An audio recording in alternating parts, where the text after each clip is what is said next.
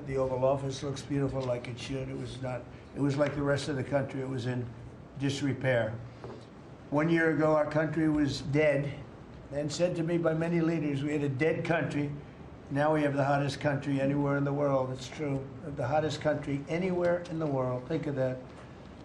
In 4 long years of the Biden administration, there were just $1 trillion of new investments in the United States in 10 months. We've secured commitments of over $18 trillion. So they had, in 1 year, less than $1 trillion. That's in a period of 4 years. Think of it. 4 years they had less than $1 trillion. In 10 months we have more than $18 trillion. Is that right, Scott? It's even going to be higher than that. It'll be higher by and going up. Sir. And we're waiting for the Supreme Court case, and it's so important and so vital for this country because we're not only respected again, we're putting out wars by our trade policies, and we're taking in hundreds of billions of dollars, and our country is wealthy again and secure again, and it's part of national security, and I hope that goes well. I think it's very important, but think of the number. We're going to be over $18 trillion in 10 months, and which is a record times probably 8 or 10 times, I think more than that, for any country. There's never been a country that's had that kind of an investment ever in history. And there's never been a country that's had half of that. It's a tremendous thing that's taking place. We have companies moving in from all over the world, from Mexico, from Canada, from Europe, from China, from Japan a lot. We just had Toyota is going to spend $10 billion, they just announced, on building new plants in this country. Our workers, they're going to be our workers, but they're spending a tremendous amount. So the stock market has set 46 all-time highs, and this last Friday, which is called Black Friday, was the biggest ever online sales that there's ever been by a lot. More Americans are working today than at any time in the history of our country. I mean, these are the facts we have to get out. And, you know, there's this fake narrative that the Democrats talk about, affordability. They just say the word. It doesn't mean anything to anybody. Just say it. Affordability. I inherited the worst inflation in history. There was no affordability. Nobody could afford anything. The prices were massively high. Do you remember when we took over eggs? You did a great job on that, Madam Secretary. Agriculture, Brooke. Eggs were 4 or 5 times higher than they had ever been. They said, don't order eggs for Easter at the White House. And we ended up doing it, and we got the egg prices way down, lower than what they were before. But the word affordability is a con job by the Democrats. They say affordable. I watched the other day where some very low IQ congresswoman talked about affordability, affordability, affordability. She had no idea. Their prices were much higher. As an example, energy, gasoline, we're now at about $2.50 a gallon. We're going to be, I think, at $2 a gallon. We could even crack that at some point. I'd love to do it. And we could do it more easily if we weren't building up the strategic national reserves, which Biden emptied out before the election so that he could try and get elected, meaning he started it, then he got thrown out of the race.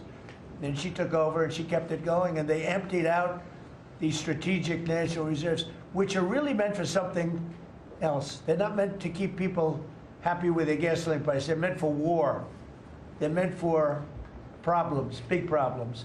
He emptied it out, and then she continued it during the process of trying to get elected. Didn't work out too well for him. And they virtually brought it down to the lowest level, I believe, in history. And it didn't have much of an impact because the prices were very high.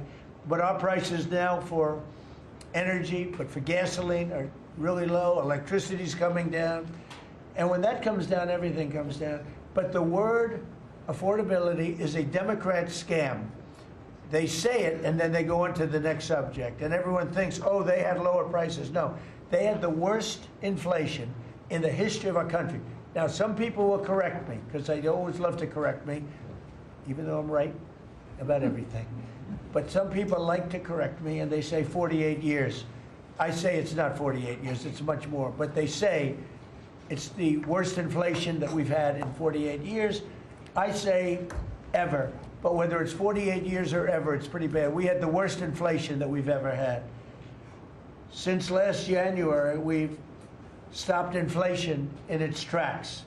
And there is still more to do. There's always more to do, but we have it down to a very good level. It's going to go down a little bit further. You want to have a little tiny bit of inflation, otherwise that's not good either. Then you have a thing called deflation. And deflation can be worse than inflation. But we have it almost, we'll soon be at a perfect level, but we inherited the worst inflation. But we have 20 states that are now selling gasoline at less than the $2.75, think of that, $2.75, and it was at $5 under Sleepy Joe. Grocery prices are down with the cost of Thanksgiving turkey this year down 33%. It was lower than 33% lower than under the Biden administration. Egg prices are way down 86%, thank you. And mortgage rates, despite the fact that we have an incompetent chairman of the Fed, a real dope, who should reduce rates. I saw even Jamie Dimon said he should be reducing rates. I never saw Jamie Dimon say that. I wonder why he said that. But he really said it because he's right. But we have a guy that's just a stubborn ox who probably doesn't like your president, your favorite president. But they're going to be coming down. We'll be announcing somebody probably early next year for the new chairman of the Fed. I talked to Scott about taking the job, but he doesn't want it. You got the greatest job here. Yes, sir. Right? He said, no, I want to stay chairman. I want to stay right where we are, Treasury. And I think we're doing really great, aren't we? Yeah? We're doing great, sir. It's a great team to be part of. Yeah, no, it's amazing.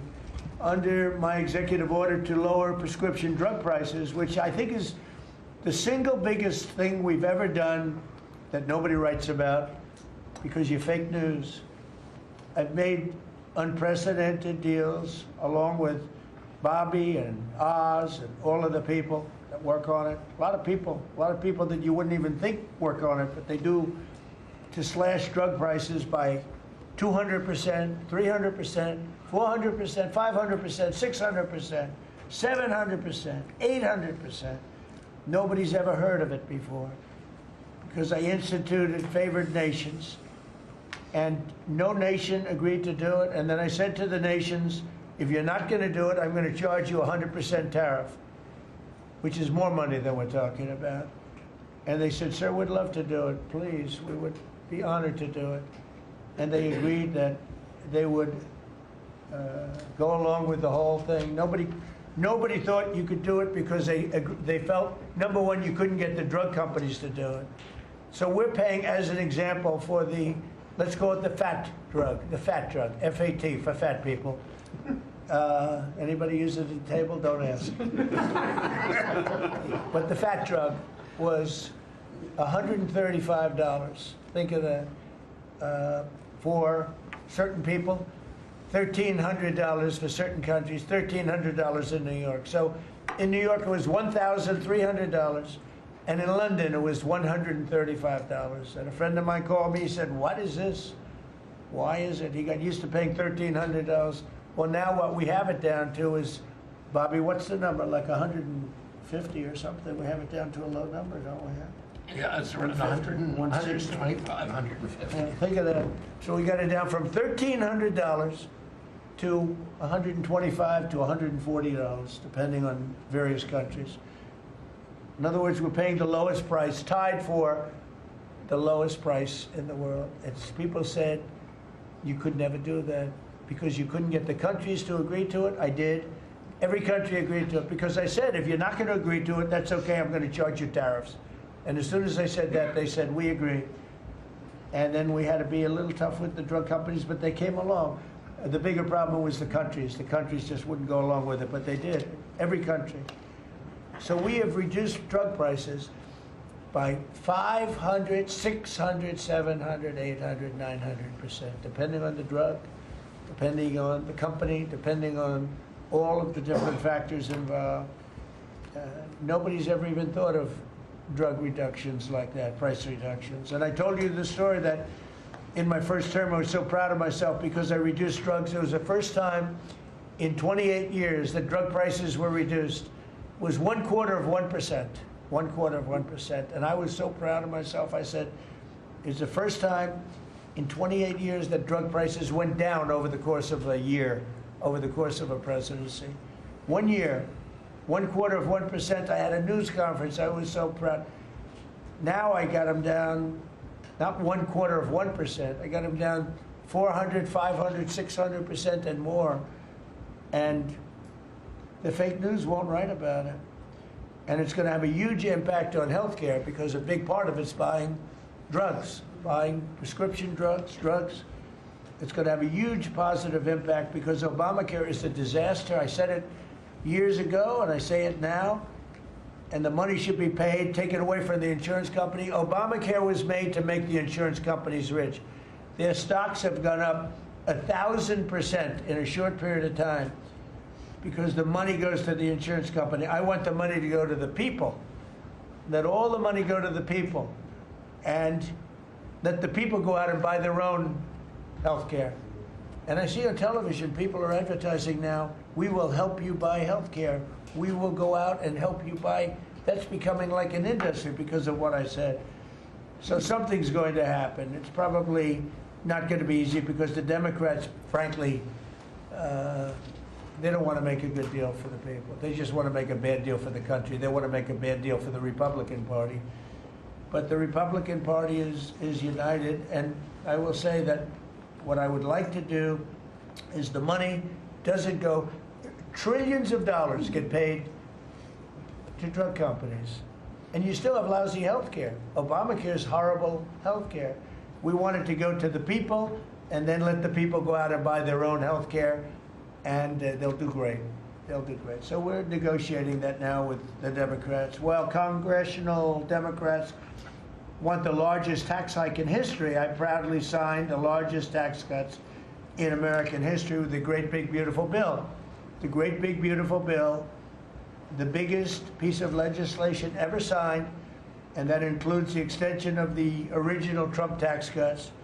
But it's the biggest tax cut ever signed, and it includes no tax on tips, no tax on overtime, and no tax on Social Security. Nobody's ever seen anything like it, so think of that. And in addition, you get, if you buy a car, this is great for our car industry because we have a lot of car plants. We're bringing back the automobile business. 60% of it was stolen because we had incompetent presidents or incompetent trade people.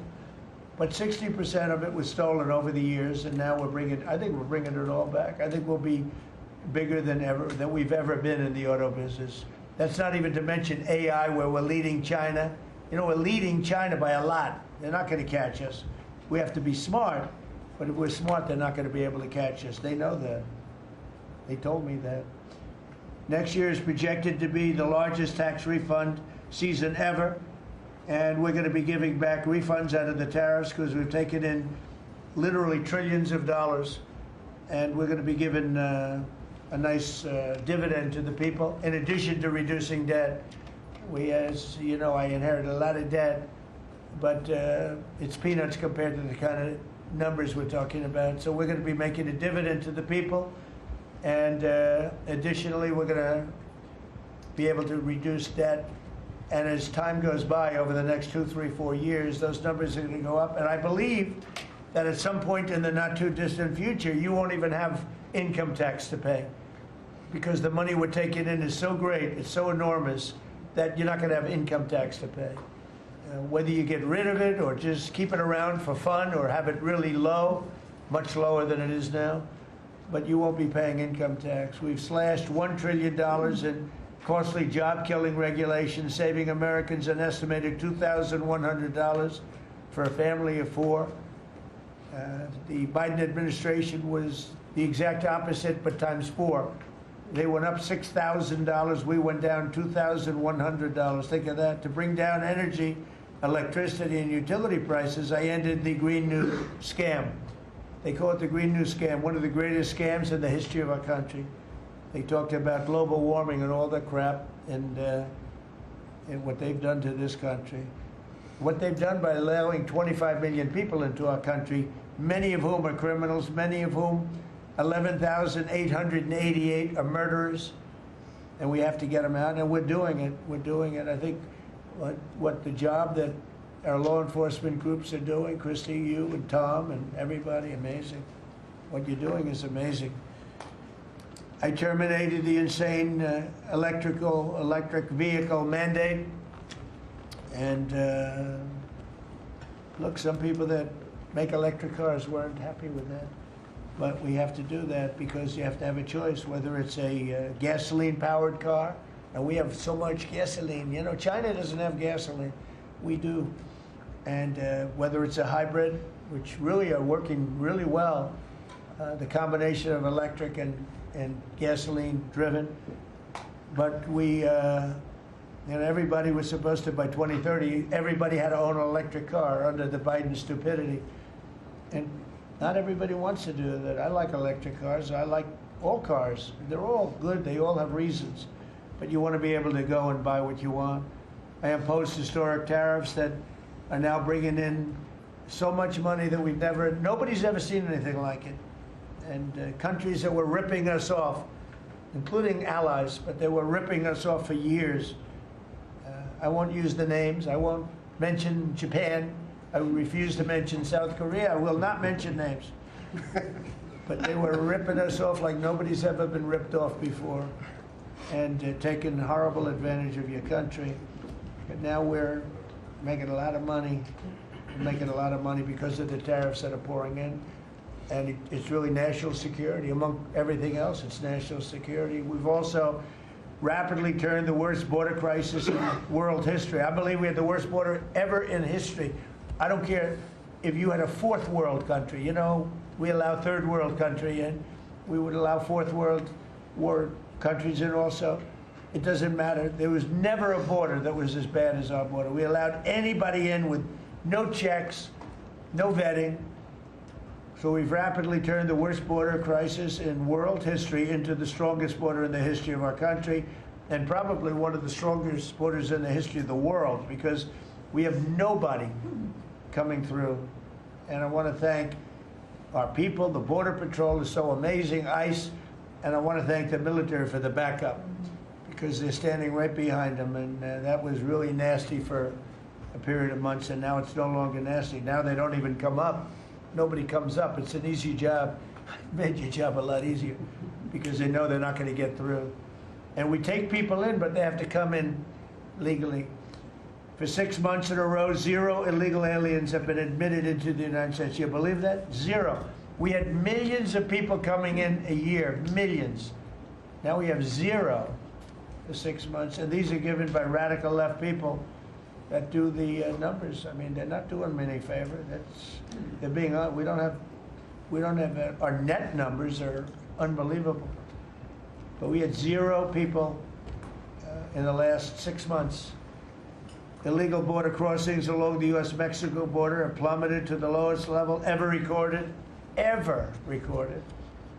And nobody talks about that anymore. You know, it's crazy. They don't talk about it. You'd think they'd say, well, Trump's done a great job at the border. This country is being destroyed by the border. But you always find something new, like, is he in good health? Biden was great, but is Trump in good health? I sit here, I do 4 news conferences a day. I ask questions from very intelligent lunatics, you people. And I give the right answers. There's never a scandal, there's never a problem. I give you answers that solve your little problems. You go back and you can't find anything, but you do stories about Biden was in wonderful health. The guy didn't do a news conference for 8 months. If I go one day, I had one day where I didn't do a news conference, there's something wrong with the president. You people are crazy. I'll let you know when there's something wrong. There will be someday. That's going to happen to all of us. But right now, I think I'm sharper than I was 25 years ago, but who the hell knows? By the way, I took my physical. I got all A's, everything. But they said to me, would you like to take a cognitive test? I said, is it hard? They said, yes. I said, well, I'm a very smart person. who was the last president to take one? No president has ever agreed to take one.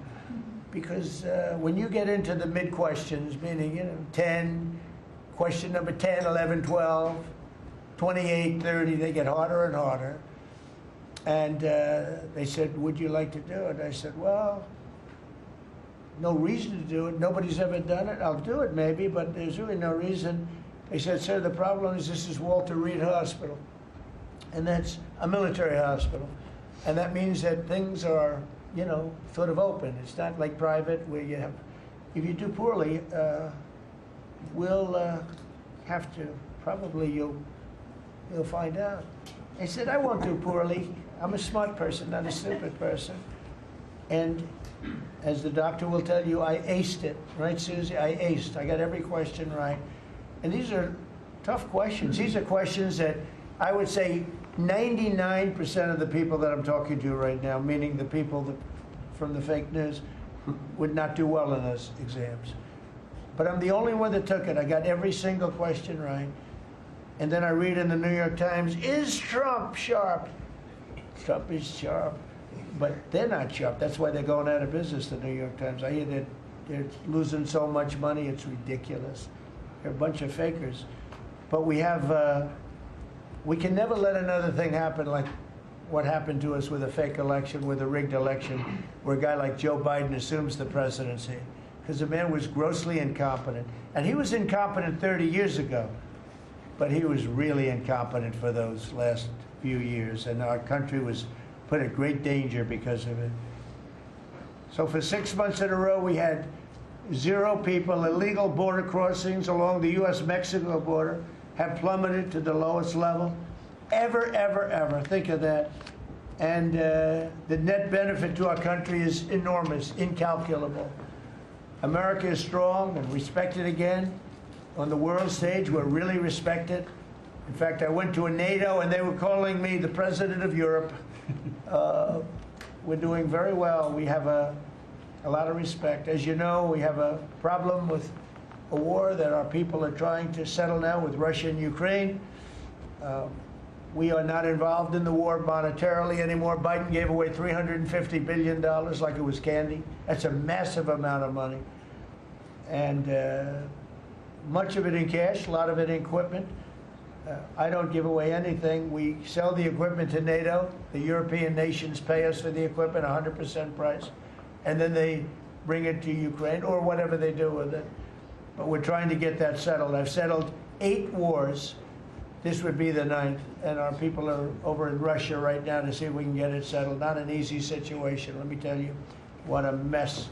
It's a war that never would have happened if I were president. Not even a chance. And it didn't happen for 4 years.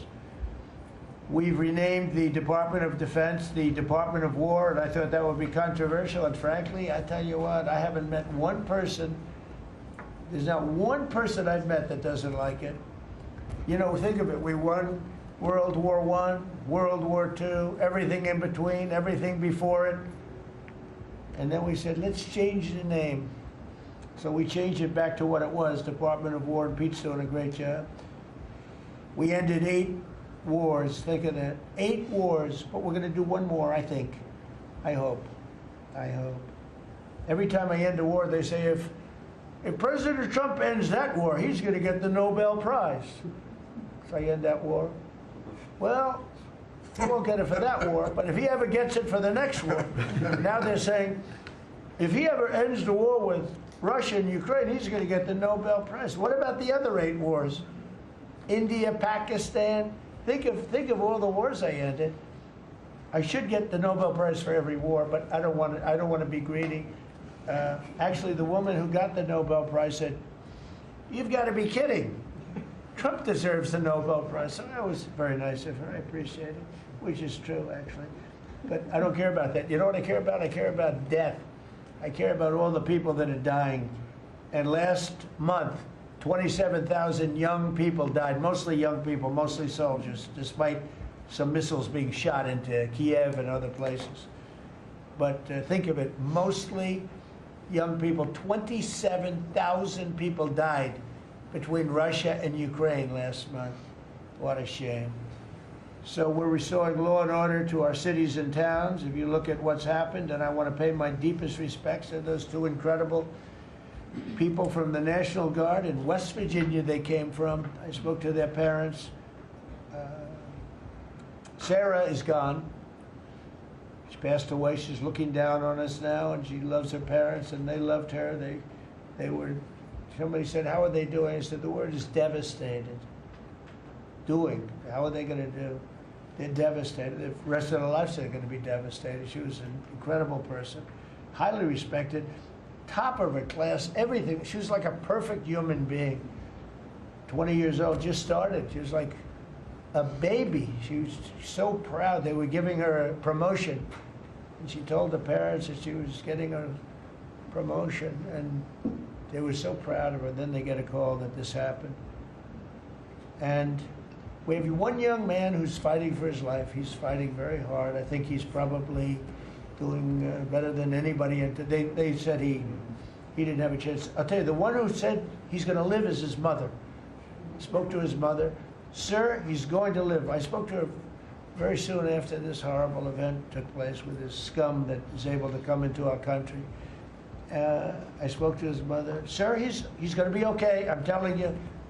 No doctor thought that. Nobody thought that. He was hitting bad places, and she was like so positive. It was incredible. And it's possibly right, Pam, right? Possibly right. Boy, it would be amazing. If he lives, it would be amazing. A miracle, actually. But we're very proud of those two people. We're very proud of the National Guard. We're very proud of our military and our police and our firemen and women. If you go back and take a look a year ago, year and a half ago, it all changed, I think, on November 5th, the day of the election. But you go back before that, you couldn't get people to join the military, Pete, right? They didn't want anything to do with military. They wanted nothing to do with joining the police or the fire. They wanted nothing to do with anything. They had no spirit. The country it had no spirit, nothing. And now we just had the highest recruitment in history, and we're getting great people. We're getting great people. And I will say, despite what just happened, Washington, D.C. has become a really safe place. And I guess this lunatic probably was upset that the National Guard is so effective, because we were really, really effective, and we are. And Washington, D.C. is now considered a very, very safe city. We had crime numbers a year ago that was so bad, embarrassment that the city, the capital of this country, could have numbers like that. And Washington now is, no murders, no this. It's been a miracle also what happened here. And now we're in Memphis, and we're going to New Orleans pretty soon. Over there, the governor called me. He'd like to have us go there. Governor Landry, great guy, great governor. He's asked for help in New Orleans, and we're going to go there in a couple of weeks. And we're doing a real job. Even Chicago's down a little bit because we have a minor force there. We could knock it down within 4 or 5 weeks. We could bring it down to almost nothing. But we have a governor that's grossly incompetent, and we have a mayor that's even more incompetent than the governor. He's a very low IQ person. And typically low IQ people don't make good mayors. So I want to thank all of our cabinet members. They're high IQ. Let me see one.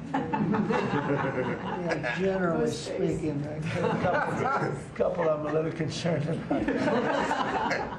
No, but I want to thank, we have a great cabinet, an amazing cabinet, amazing people. All of them, sort of have become stars. We're getting credit for the good cabinet, actually. And I just want to wish everybody a great holiday. We've I think done a great job with the White House, bringing the White House back. You see the Palm Court that was redone. The Lincoln bedroom was redone. The Lincoln bathroom is now gorgeous, like it should have been. It was terrible green tile that was never the way it was supposed to be. It was done in the 1940s, actually, but it was not proper. And we're restoring the White House just like we're restoring the country, and people are thrilled. But the First Lady's done a beautiful job with the Christmas trees and all the decorations. I see the wreaths on the windows. I've never seen that before. on the windows of the White House. And you know, it's 4 stories high. I said, how did they get that wreath? They had people going up in a little dangerous, I wouldn't want to do it, but they put them up, and we have wonderful people working in the White House, and they're really proud to bring the building back. Because this building was a little bit like the country. It was mishandled, it was mistreated, and now it's being given love. And we're building one of the great, I think, maybe the greatest ballroom. We needed it for 150 years. They've been asking. You see the trucks and cranes and excavators in the background, and you hear them, and every time I hear them, I love the sound. To me, I love the sound. I wouldn't say my wife is thrilled. She hears pile drivers in the background all day, all night. They go till 12 o'clock in the evening, day, night, pile drivers. Darling, could you turn off the pile drivers? Sorry, darling, that's progress. But no, we're doing great. It's going to be I think it's going to be the finest ballroom ever built, and we're going to have it here. They've wanted it for 150 years. Think of that. So I will just end by saying I want to thank the cabinet. It's been a great cabinet. Let's think of it. Time flies, but this is our last of the year, as I said, and I just think you've done a fantastic job. And we're going to go around the room. We'll go quickly, but we're going to go around the room, and we'll start with Pete, and you'll tell us about some of the achievements. And some of you have achievements that are so big, I don't want you to go through the whole thing because we don't have time. But we'll start with Pete, and then if you want, we'll take some questions at the end. Please, Pete. Well, thank you, Mr. President. As you said, it has been a historic year at the Department of War. Recruiting and retention over this year are at the most historic levels our country has ever seen. I had a chance to be on an aircraft carrier destroyer over Thanksgiving. The spirit in our ranks since the election under President Trump is unprecedented. I've never seen anything like it as a soldier myself in uniform, and I know a lot of you feel the same way. We've ripped out the DEI and the political correctness. It's all merit-based at the department. We're getting back to basics: accountability, training, readiness, lethality, and that's reviving that spirit.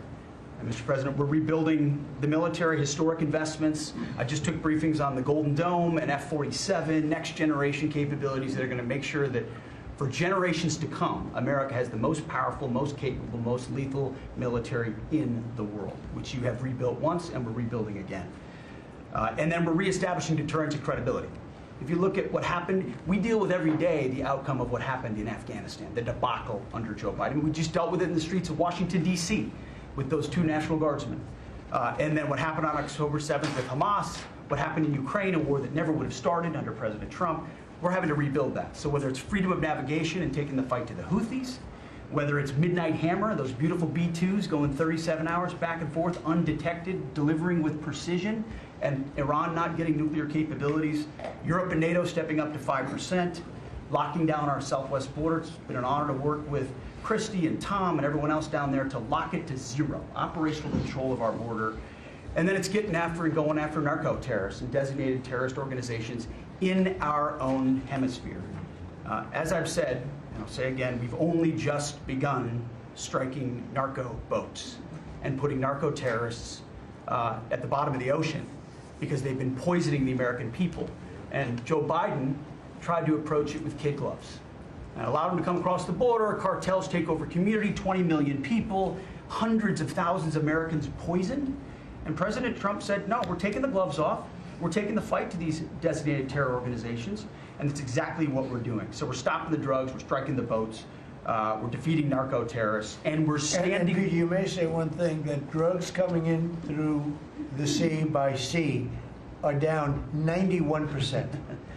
And I don't know who the 9% is. I'm not sure either, sir. But down 91% by sea. We've had a bit of a pause because it's hard to find boats to strike right now, which is the entire point, right? Deterrence has to matter, not arrest and hand over and then do it again, the rinse and repeat approach of previous administrations. This is meant to get after that approach. And I will just end by saying, as President Trump always has our back, we always have the back of our commanders who are making decisions in difficult situations, and we do in this case and all these strikes. They're making judgment calls and ensuring that they defend the American people. They've done the right things. We'll keep doing that, and we have their backs, Mr. President. Good job. Thank you very much. Howard? So we set out to stop the ripoff of the United States of America. This is about global change of trade.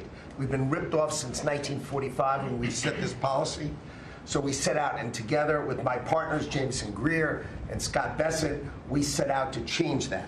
So we started, the first one was the UK deal, right? We asymmetric, they pay us 10%, and we get charged nothing. That allows us to export, and that began the process. Then we did the biggest, the European Union, 450 million people, $20 trillion economy.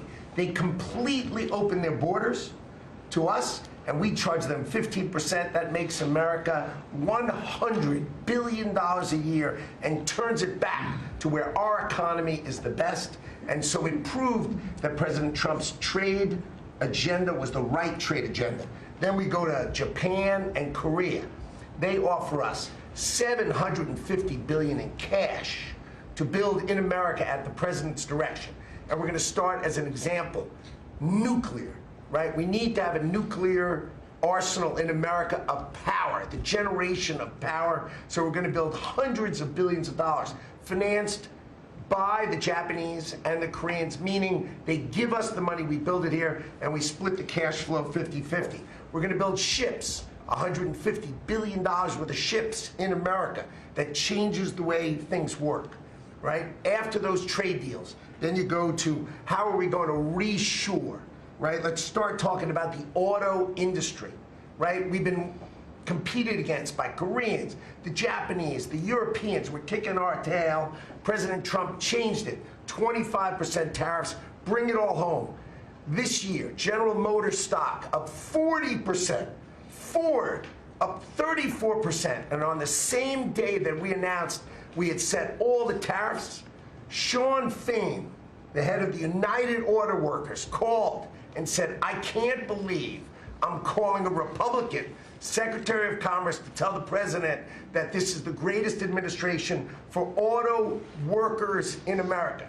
Stocks up and auto workers up. That proves that President Trump understands how to take care of the whole ecosystem, both the companies and, more importantly, the people who work there.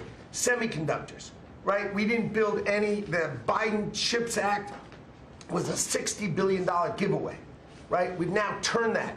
$300 billion is committed to America. That's going to go up to $750 billion in the next 60 days, right? And then you go to pharmaceuticals, right? $250 billion being invested in America, and then working together with Bobby Kennedy, right? Pounding away on that MFN, working together as a joint team. They're coming to over $250 billion and cutting prices in half. We did the golden share of U.S. Steel to make sure the Mon Valley is protected. Intel gave us 10% of the company, make tens of billions of dollars, right? And the last thing I will say is a year ago today, I was working on transition with President Trump, right? To build the greatest cabinet ever for the greatest president ever. And I, as I sit here today, I can't be more proud of how you did it, sir. You've created the greatest cabinet. It is a joy to be at this table. You know, one thing we will mention, so they came to see me from Intel, and they had a problem. I said, look, we'll fix your problem, but I think the United States is entitled to 10% of your company. And the chairman looked at me and he goes, you have a deal. Tell him, how much money have we made since I made that deal? It's only $40 billion. 40 billion. We made $40 billion. That was, what, 3 months ago? Does anybody write about it? Nobody writes about it. That's okay. Mr. Secretary, how we doing with transportation? Well, Mr. President, so just quickly on aviation, many of you have heard that we have an infrastructure made of copper. We have to transition to fiber. The last administration said it was going to take more than 10 years to complete the transition from copper to fiber. They had no plan to actually do it. We have already completed a third of this transition from copper to fiber. Now it's going to take longer for us to go from analog to digital. By the way, the rest of the world transitioned 20 years ago from analog to digital. We are just going to do that at the FAA right now, but we're buying new radios. We're going to buy new radar. By the way, those radar are going to be made in America, Mr. President. This phase of the operation will be completed by the time you leave office. It's 3 years. I do need another $20 billion, Congress, to start the second phase, which is really important, and we'll try to get that done also in that 3-year time period, but we need the money. Critically important. With regard to commercial driver's license, I think we've covered a lot the crashes that have taken place around the country. And what we found is there have been states that have issued commercial driver's license to foreigners, and they've gone through sham schools, and they're not safe on American roadways. And so, in partnership with Secretary Noem, we have driven those numbers down. We got California, Gavin Newsom, to revoke 17,000 unlawfully issued licenses. We've closed down half of the fake schools that give out these fake licenses, all critically important. Governor Tim Walz of Minnesota gave 33% of these licenses unlawfully. People that should never have a driver's license driving a big rig on American roads, endangering the American people, shameful. We've cleaned up Union Station here in DC per your directive. We're going to rebuild Penn Station in New York. We're going to break ground at the end of 2027, get that project operational. And, Mr. President, a lot of us, I fly commercially, I fly back by the bathrooms. I don't know why that happens. They put me in the back. We've asked Americans to bring their better selves, to bring civility back to travel, to say, listen, let's say please and thank you. And if you have someone's pregnant on your flight and you're as strong as Pete is, well, pick up the bag and help her put it in the overhead bin. Let's be nice to each other, is what we've asked. Maybe not wear pajamas or slippers on the airplane. And I think it's been received fairly well, and I think we can all have a better travel experience when we do that. And just the last point I'll make is there was a big football game where the Merchant Marine Academy that falls under DOT actually beat the Coast Guard with Kristi Noem. We beat them by 1 point, and so we're very proud of that. And, so well done, Kings Pointers. So a little bit in a nutshell, we're rebuilding the air traffic control under boot edge. That was supposed to be boot edge. Who's another grossly incompetent person. He'd get in his bicycle, ride to work, and he was just terrible. What they do is they take the fiber optics and they take fiber trying to hook it into copper, and fiber and copper don't mix. You can't do it. But people knew that for the last 30 years since they started doing the fiber. And they spent billions of dollars, and it didn't work. And you saw that by the helicopter crash. You saw that by Into the Plane. You saw that by a lot of things. So we're doing a brand new air traffic control system, and it's going to be the best, and it's going to be from top to bottom. And we have the 3 top companies in the world bidding on it. And it's going to be one bid, and we're going to have one company responsible, and it'll be the best system. And it's going to make this. Look, our skies are safe. Otherwise, we wouldn't let people fly. But we're going to have the safest skies. We're going to have the best system anywhere in the world. We're also going to rebuild Dulles Airport because it's not a good airport. It should be a great airport, and it's not a good airport at all. It's a terrible airport. It was incorrectly designed with a good building. Actually, it's got a beautiful terminal. Saarinen was the architect, one of the greatest architects in the world at the time. A great architect. And so they have a great building and a bad airport. But we're going to turn that around, and we're going to make Dulles Airport, serving Washington and Virginia, Maryland, etc. We're going to make that into something really spectacular. We have an amazing plan for it. And other things, but you're doing a really good job. I appreciate it. The people movers of Dulles, we had a crash recently. So we're going to announce that later today, a request for bids on this. But again, it's a not a great airport, which we can make great in this administration, Mr. President. We have a design that's amazing for Dulles. It's going to take Dulles and make it a really bad. It was a badly designed airport. We're going to make it into as good as there is in the country. It'll be exciting. Okay, please. All right. Well, Mr. President, it's good to be here at this meeting because in 1 year you can look around the table and see the change. And I think one of the biggest changes is how this cabinet works together. And I want to start there. There's often been said, I found out some things this year that I didn't know, that the Department of what was Defense, now Department of War, and the Veterans Department had never really communicated. Now, we're fraternal twins, in a way. Pete and I are. He lifts better, I'm better looking. But in the looking at this, I mean, he brings them in. He keeps them for a number of years, up to 20 or longer, and then they come into what the country is committed to our veterans. And if you don't have both ends working correctly, then recruitment lags, morale lags, and we've been able to work and fix a great deal of that. I didn't need to change our name, but I did do one thing. I put the veteran back first at the VA, and we did that in 1 year. How did we do that? We started taking things that have been neglected for a long time and put them back. We had a backlog in which we've dropped over 160,000. We're not talking year-to-year change at the VA. We're talking 5-6 years. We have to go back 5 to 6 year prior COVID numbers to see the change of backlogs that are now reduced.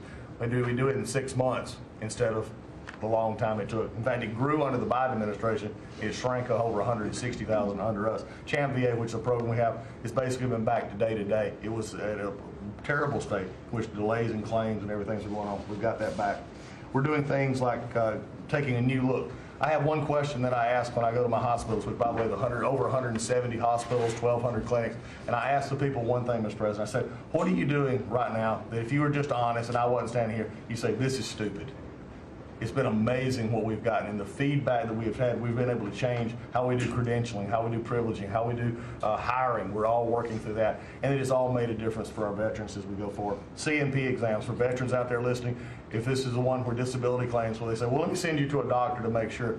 Most of the time we have that already in the record. We're working now to where those could actually be changed, where we just look at the record and not have to send them to the doctor. That's almost a $3 billion savings that we could let, and also not taking what the veterans get. We're also getting ready to announce here pretty soon a reorganization that's going to bring our hospital system organizationally in line with the 21st century. We are the largest healthcare organization. It's about time we acted like it, Mr. President. You gave that leadership, and we're going to do it. And also one thing, community care contracts getting ready to go out. It's one of the largest contracts in the federal government, but it does exactly what you and I have talked about before, making sure that our veterans can get care in the system or in the community, wherever they want it. We're getting ready for that. Now I have one thing for all the press who really enjoyed the first of the year, saying, oh, you know, they're going to cut all these jobs, 80,000 this, 80,000 at the VA. Mr. President, every success that I just gave you came after the fact, or pretty much after the fact, that we had 30,000 take early retirement. Early retirement, no risk, although you reported it as loss and risk, you can't help yourself. 30,000 took the retirement. Every bit of the success that I just told you about came with a reduced workforce. There was a motivated workforce that said, how can we take care of veterans? That's what this cabinet does. That's what we're doing for you, Mr. President. And you've got the highest approval rating we've ever had at the VA, so that tells you something. You're doing a great job. Thank you very much. Jameson, please. Well, there's been some activity on trade this year. You know, for about 75 years, we had a system, global trading system, that was premised on the United States having totally open borders, right? Not just on immigration, but on goods and services, and everyone else generally kept higher tariffs, higher non-tariff barriers, et cetera. Obviously, the outcome was we had a huge trade deficit. You took it head on. You gave all of us who work on the file a lot of leverage. So we spent the past 10 months or whatever we've been doing now, just going around the world and flipping the script. So now we're in a situation where we've protected our industries, we have the tariffs, and the other countries have decided to take their tariffs down and non-tariff barriers. And we've done it in a very constructive way. We've achieved agreements on reciprocal trade, which are a new kind of trade agreement that's really focused on making sure we have balanced trade, we have reciprocal trade, that we're treating each other fairly. And it's been embraced by the international community. And it's going to be exciting to see what it's like 5 years, 10 years from now, because you've changed it. And that's how it's going to be now. And I think you should be commended for it, and we look forward to seeing what comes in the next few years. Thank you very much. You're doing great. He's doing a great job. Thank you very much. Please. Thank you, Mr. President. Last time I was here, I said that the amount of dereg that we had for regulatory was 30-1. Since then, it's up to 48-1. Your goal had been 10-1, which was in excess of 6-1 in the first term. It's actually much higher than that, but I made my team redo the threshold a little bit because it sounded so unbelievable. But the amount of work that's being done with this entire team is astronomical. And another detail in that is that when we propose a rule, some of the biggest ones that you care the most about, don't go into that count until they are finalized. So next year, we should be even more eye-popping. One of those to talk about is the federal acquisitions regulations, which you gave us a charge 6 months ago to dramatically reduce. In 6 months, we've lowered it by 25%, 500 pages, 2,700 mandates, which is a third of the mandates. That's going to lead to savings, competition, and speed. So probably $40 billion for the agencies in savings over the course of 10 years. When we get up and running, it'll be north of between $200 and $400 billion. Competition, about 45% of government bids only have one bidder. So you got no competition in that situation. That will now change, and then we're just getting faster, months, and hopefully we turn it into years, which means you all around this table can buy things that you need quickly, and that you have better vendors to come, many of them small businesses who want to participate in the federal procurement process. So making all sorts of improvements on that front. It's very exciting. Thank you, Mr. President. Greater than the regulations. We're cutting them at levels never seen before. And I have the record from the first 4 years, but we're blowing that record away, so it's been really great. Good. Scott? Yes, sir, Mr. President. Great to be with everyone. And, you know, when you were giving your report, which was fantastic, and I listened to the report of all my colleagues here and those that will come, it reminds me when I played in the NFL, we had this thing called game film. You know all about film. And we had a saying that said, the film don't lie. The film tells a real story. And I hope that the American people, when they watch the film that's going on now in this time in our history, that they will see that America is greater today than it ever has been. And so I thank you for that. And thank you for giving us good stories that we can tell for the American people. Scott, we're saving our country. Yes, sir. Okay? And I don't want to be braggadocious. We're saving our country. Our country was going down and would never have been able to come back. We're saving, all of us, but we're saving our country. All right, go ahead, please. Yes, sir. So at Housing and Urban Development, in keeping with your executive order, sir, in making America's streets safe and beautiful again, we've been very intentional about making public housing in our country safe. And I want people to know, our colleagues know this, but people in America know that we actually care about people that live in public housing around our country. A lot of public housing is wrought with crime, sex trafficking, drug trafficking, illicit drugs, illegal aliens living in public housing, but we've put them on notice to let you know that it's not lost on us. We care about the people, we're paying attention to it, and we're going to root out crime in public housing. We've been very focused on working with the Memphis Safe Task Force, the DC Safe and Beautiful Task Force, working with Pam and Christy and others, and law enforcement. Our law enforcement is tremendous. Every single night they go out and they go to public housing to make sure that our people are safe, mothers and children are safe. And so at HUD, you know, it's a different day. We're running new plays. The film was real bad when I came in, I'm gonna be honest.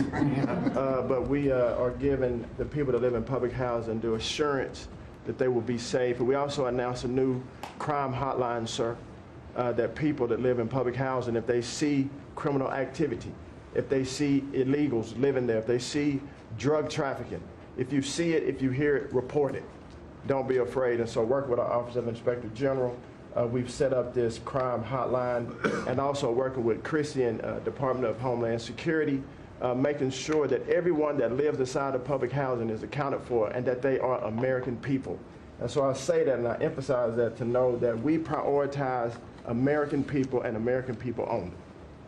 Lastly, sir, in Atlantic City, we took over the Atlantic City public housing because the living conditions were deplorable.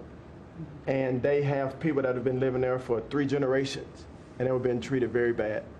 And so I took it so that we can now give people a safe place to stay. And working with the First Lady in the Foster Youth Initiative has been a great joy for me and our team. So thank you for doing that executive order to make sure that our foster youth have a safe landing pad and have financial literacy as they age out of the foster youth system. And sir, you talked about affordability. HUD has supported over 1 million Americans in home ownership and affordability, and over 560,000 are first-time home buyers. So I hope that the press will write about that good news, that 1 million people are able to own a home and to refinance their homes. And so we are moving our building from DC to Alexandria, Virginia. So thank you for your support. We're going to save the American people about $500 million. So that's my report. Thank you, sir. Thank you, Scott, very much. Well, coming off of Thanksgiving, moving towards Christmas, I think it's the season of Thanksgiving, and 2 words for me are gratitude and joy. Gratitude to you for, as Howard said, bringing this team together. I say it a lot, but I'll say it again, that this is like family at this point, and I don't know that there's ever been an organization like this, at least a government like this in the history of our country. These jobs are hard, but the joy every day in getting to fight for America and save the country is the privilege of all of our lifetimes, I believe. So thank you for that. At U.S. Department of Agriculture, the People's Department, Abraham Lincoln launched this department in 1862. But under your leadership, we have finally, again, put farmers and ranchers and rural America first. In the last year, it's no longer DEI, climate change, sending out money based on the color of a farmer's skin. It's now about literally putting farmers back at the center of it. And under the last administration, we talked a lot about affordability. We'll continue to talk about that. But under the Biden administration and the destruction of our economy and the cost of inflation, interest rates for farmers and ranchers went up 73%. Labor went up 47%. Fertilizer went up 36%. Fuel went up 28%. So when you think about the extreme economic strain that a lot of our farmers are under in our farm economy, these are massive, massive numbers that will take some time to get out from under. But we've already seen the beginnings of the movement toward more affordable food, housing, fuel, et cetera, and that will only continue to trend as we work to solve those issues. My partners in trade, of course, they do the work, but I'm constantly talking to them about selling more soybeans, selling more corn, getting more of our products out. But when we really think about how to solve for this idea that for so long our farmers, many of them have been farming for government checks instead of moving their product around the world, these trade deals change that forever. And it isn't one trade deal or 2 trade deals, it's dozens of trade deals. And so talking about rural prosperity and bringing the golden age back to rural America, which has been lost for too long. And we're going to focus on that next year, hopefully with our vice president, many of our cabinet members. But the opportunity to do that under these new trade deals is unprecedented. And so just putting farmers first, our ranchers first, Mr. President, is such a huge priority and an accomplishment of the last year. The second quick thing is lawfare, and I know you know this better than anyone in the country. When a government politicizes and weaponizes their power to go after average, everyday Americans, well, from you, the top of the HEPA's president, but all the way down to the ranchers in South Dakota, the Maud family, who were facing jail time over a fence line dispute that had been in their family for 130 years. We fixed that. The family, the Henry family in New Jersey, who were facing their farm being taken away for eminent domain to give to affordable housing, we fixed that. So being able to completely change the trajectory of private property rights, but especially as it has to do with our farmers and ranchers and our rural communities, changes everything for our country. And then the third thing, we have so much great things to talk about at USDA, but the third thing, which became very much a part of the national conversation during the Democrat shutdown, was SNAP reform, food stamp reform. When all of America saw what so many of us know and have been working on, but when you have so much rampant fraud in a program that 42 million Americans participate in, now big good piece of news that I hope is written about, since you became president, about 800,000 of those 42 million have moved off of food stamps, which is hopefully the plan with better jobs, higher wages, et cetera. But still, when we found 186,000 dead people's Social Security numbers being used, 500,000 people receiving benefits more than twice. We had a couple of people receiving benefits in 6 states. In February of this year, we asked for all the states for the first time to turn over their data to the federal government, to let the USDA partner with them to root out this fraud, to make sure that those who really need food stamps are getting them, but also to ensure that the American taxpayer is protected. 21 states said yes, not surprised. 29 states said yes, not surprisingly, the red states. And that's where all of that data, that fraud comes from. But 21 states, including California, New York, and Minnesota, the blue states, continue to say no. So as of next week, we have begun and will begin to stop moving federal funds into those states until they comply and they tell us and allow us to partner with them to root out this fraud and to protect the American taxpayer.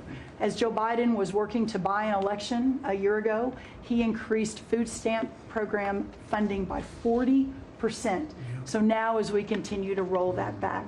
So the partnership in Making America Healthy Again is also in food stamps, but a lot of what Bobby and I are doing together is really remarkable. But again, just gratitude and joy for this work, and so grateful to you. The final thing I'll say, a lot of gratitude to Secretary Marco Rubio for wearing his Aggie maroon tie as a reflection of Texas A&M beating Florida handily about a month ago. So Marco, I want to thank you, and much gratitude and joy in my heart as well. Yes. But thank you, sir. We also have to say something about China with one of the largest purchases ever in our country, the soybeans. Yes, sir. And so I want to thank President Xi. We had a great meeting. We were in South Korea, and I went to a lot of other places too, but we met in South Korea, and President Xi was great. And China gave us among the largest orders in the history of your world, agriculture. That's right. And sir, may I say, this is the remarkable result of real leadership and your real leadership. Just a couple of days ago, China announced that they were going to halt all purchases from Brazil because they had found some irregularities in some of the soybeans they're buying from Brazil. And what that means is a continued signal that this country and our farmers produce the best, highest quality soybeans, sorghum, et cetera, in the world. And what you've been able to do is open those markets up and, again, move toward an era where our farmers are not so reliant on government checks, but they have the markets to sell their product. Having said that, we do have a bridge payment we'll be announcing with you next week as we're still trying to recover from the Biden To help years. the, right. To help the farmers. We're That's going to help right. the farmers. They did not help the farmers. That's right. Thank you very much. Thank you, sir. Scott? Mr. President, it's been a great year on the economy, but the best is yet to come. The tens of trillions of dollars that have come in investment, both the portfolio investment by companies, investment by countries, that is turning into a CapEx boom for the U.S. Capital expenditures up 15% in history. When CapEx is up, jobs will follow. The One Big Beautiful Bill is an incredible, as you said, thanks to your leadership, along with Speaker Johnson, Senator Leader Thune, we had that done on July 4th, which everyone said was impossible. And the great thing about that bill, sir, for the American people, it's for industry, 100% expensing, build your factory here, you can write it off immediately, but you also insisted on the 4 benefits for working people: no tax on tips, no tax on overtime, no tax on Social Security, auto deductibility for American cars, and that is retroactive. So as a result, in 2026, we are going to see very substantial tax refunds in the first quarter. So the best way to address the affordability crisis is to give Americans more money in their pockets, which is what this bill has done. We're going to see real wage increases. I think next year is going to be a fantastic year.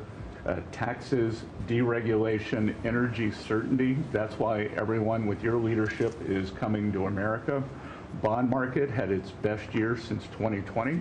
Everyone said couldn't be done. So we're going to have growth. We've had 2 4% quarters before the Schumer shutdown. We're going to go back to that. So not only are we going to have great growth, but it's going to be low inflationary growth. And stock market obviously is following, but next year is going to be the year for Main Street as all this kicks in. And you came in, immigration, I called it the 3 I's: immigration, interest rates, and inflation, that were killing the American people. Close the border, The promise kept. Interest rates are down, and 10-year bond, again, best year since 2020, and inflation led by energy prices is going to roll next year. I think it's going to be a fantastic year. That we can look back, be very proud of this year, but I think 2026 is going to be great for the American people, thanks to you. It's going to be great. Thank you very much. Mr. Vice President. Thank you, Mr. President. It's an honor to serve with this great team that you've assembled. And I just want to pick up on something you said, Mr. President, because you hit the nail on the head, that it is absurd that Democrats talk about an affordability crisis that they created and the people around this table work every single day to address. You'll hear a lot of statistics today. You hear a lot of statistics in our political conversation. I think the most important statistic for the American people is that under the Biden administration, the average American family lost over $3,000 of household income. And under the first 10 months of this Trump administration, they have gained over $1,000 of household income. What that says very clearly is that we are fixing the problem that Joe Biden and the Democrats created in the last administration. If you look at every affordability crisis that's confronting the American people today, it is traceable directly to a problem caused by Joe Biden and congressional Democrats. Why did homes get so unaffordable? Because we had 20 million illegal aliens in this country taking homes that ought by right to go to American citizens. Why did tax bills get so unaffordable? Because Democrats were raising taxes while congressional Republicans under the president's leadership, we're now cutting taxes. Why did food get so expensive? Because we printed trillions of dollars and threw it into green scams that made our agricultural economy suffer while Americans were paying higher prices for food. On every single one of those issues, Mr. President, I think we've made incredible progress. But it would be preposterous to fix every problem caused over the last 4 years in just 10 months. I think that we've done incredibly good. But what I see over the next year, and you heard Brooke talk about joy and gratitude. What I really think this season represents for me, and I think for the entire administration, is that we have now done incredible work to fix what Joe Biden broke. And I think that next year, in American growth and American prosperity could be the best year that we've had in the United States of America. It's going to happen because we're all working hard. It's going to happen because we have the greatest country in the world. But I think for congressional Democrats in particular, if they want to talk about affordability, they ought to look in the mirror. We are fixing what they're broken. We're proud to do it. It's the job that we are elected to do. But I think 2026 is going to be the year where this economy really takes off. Thank you very much. Thank you, sir. Great. Yeah. President Trump, thank you for talking about Sarah. Heartbreaks for her family. And Andy is doing well. His parents, Melody and Jason, wanted me to tell you, and I was with them yesterday in the hospital. He's a miracle. I was there when the surgeons came in, and they wanted you to know this. He's a miracle, and if everyone in this country can continue to pray for that family. He's got a long road ahead of him, but he is a miracle. And of course, our DC initiative is led by our amazing, and the monster will be held accountable who did this. Our marshals, of course, are leading the DC Safe effort. We have made over 7,000 arrests at your direction. DC is safe again. Working with everyone around this table, Pete and everyone. Scott and I were in Memphis together last week, and everyone, and Bobby, your HHS, doctors and medics are on the ground to help people in Memphis and DC. In Memphis, we've made over 3,500 arrests so far, and Homeland Security, Christy, you've been instrumental in this. But it's everyone working together as a team. We even have Treasury agents out there. It's unbelievable, on the ground in DC and Memphis. Of course, law enforcement first, FBI, Kash Patel has led the FBI. We have a 100% increase in the arrest of violent criminals, thanks to your leadership. DEA, led by Terry Cole, over 45 million fentanyl pills, 4,200 kilos fentanyl powder. That is the equivalent of 347 million potential lethal doses. That's unbelievable that you've taken off the streets of our country. And the weight of all the drugs combined taken off by DEA is the weight of 17 full semi-trucks of the drugs just since you've been in office. The drugs that had flowed into this country under the previous administration. ATF, led by Rob Sakata, has seized more than 31,000 illegal guns. 31,000. Unbelievable at your leadership. 19,000 of those were from trafficking cases. We've been sued on the legal front now. We have been sued 575 times.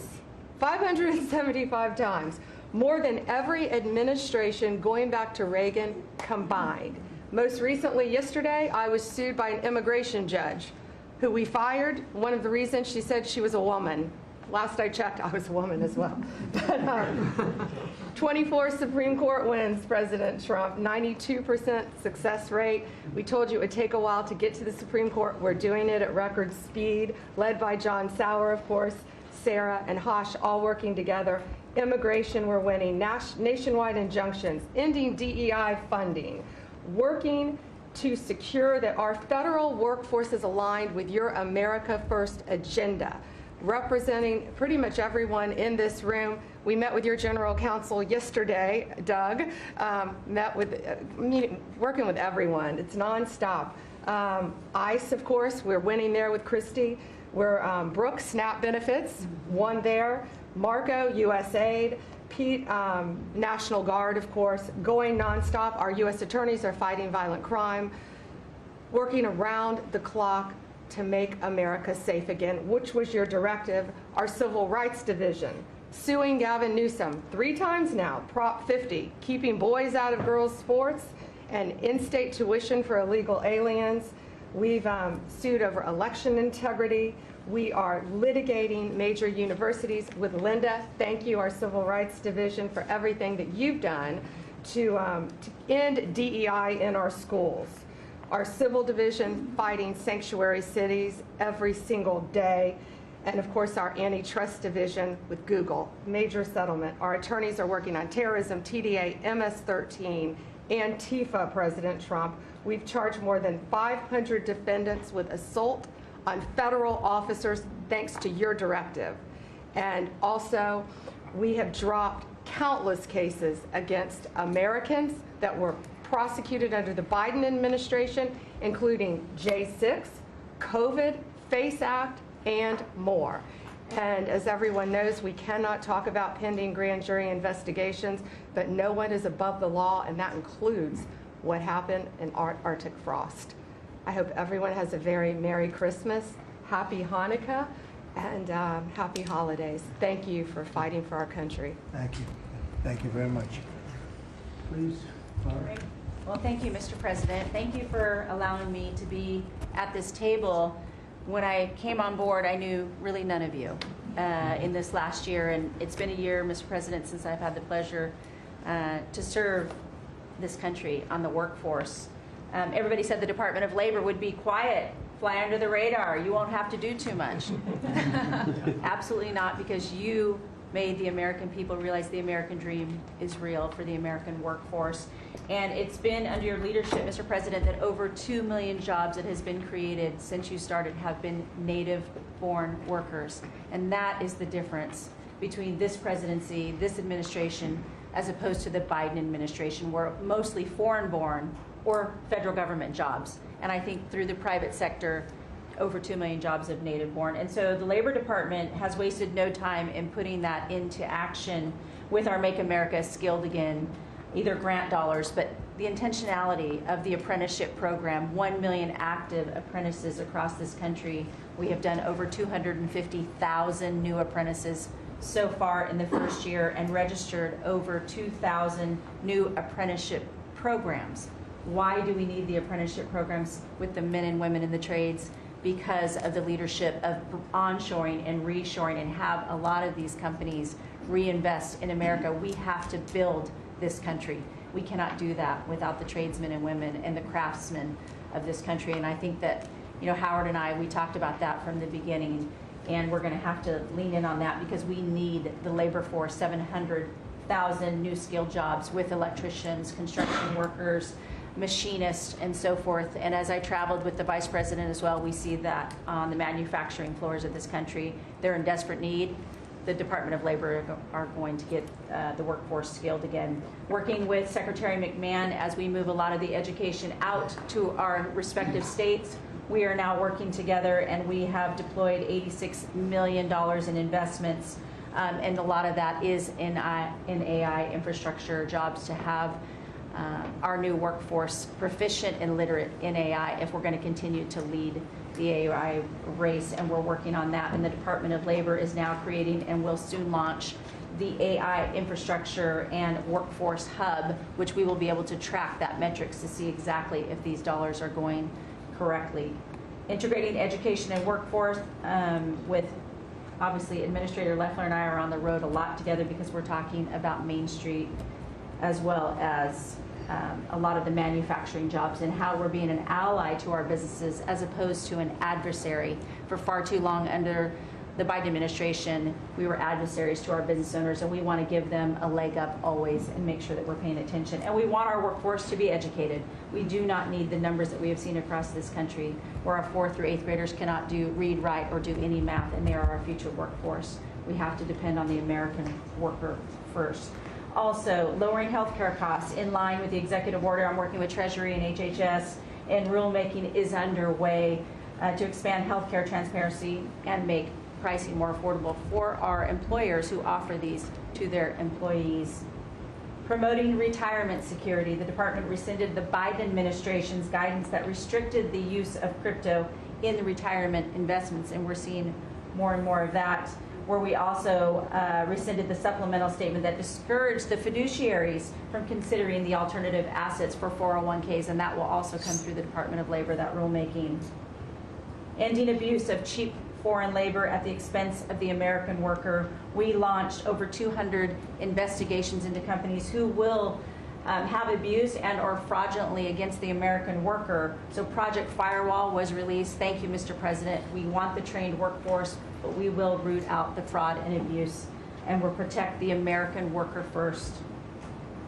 And slashing the job-killing regulations. The department has rescinded discriminatory DEI practices, and I will tell you, reducing compliance costs for businesses, as it was for DEI, has saved American businesses nearly $1 billion this year by just getting rid of DEI for that compliance cost that they've had to do. So, Mr. President, continuing to skill the American worker, the American workforce is going to be my mission. We have to do it faster. We have to do it quicker. We have to build so that the American people can realize that American dream that you have laid out so eloquently. And it's an honor to serve under this administration and to talk to the American workers who believe in the American dream again, the pride on their face, the pride of the American worker, the skilled men and women who build with their hands. It's an honor. Thank you, and Merry Christmas. Very good job. Thank you very much.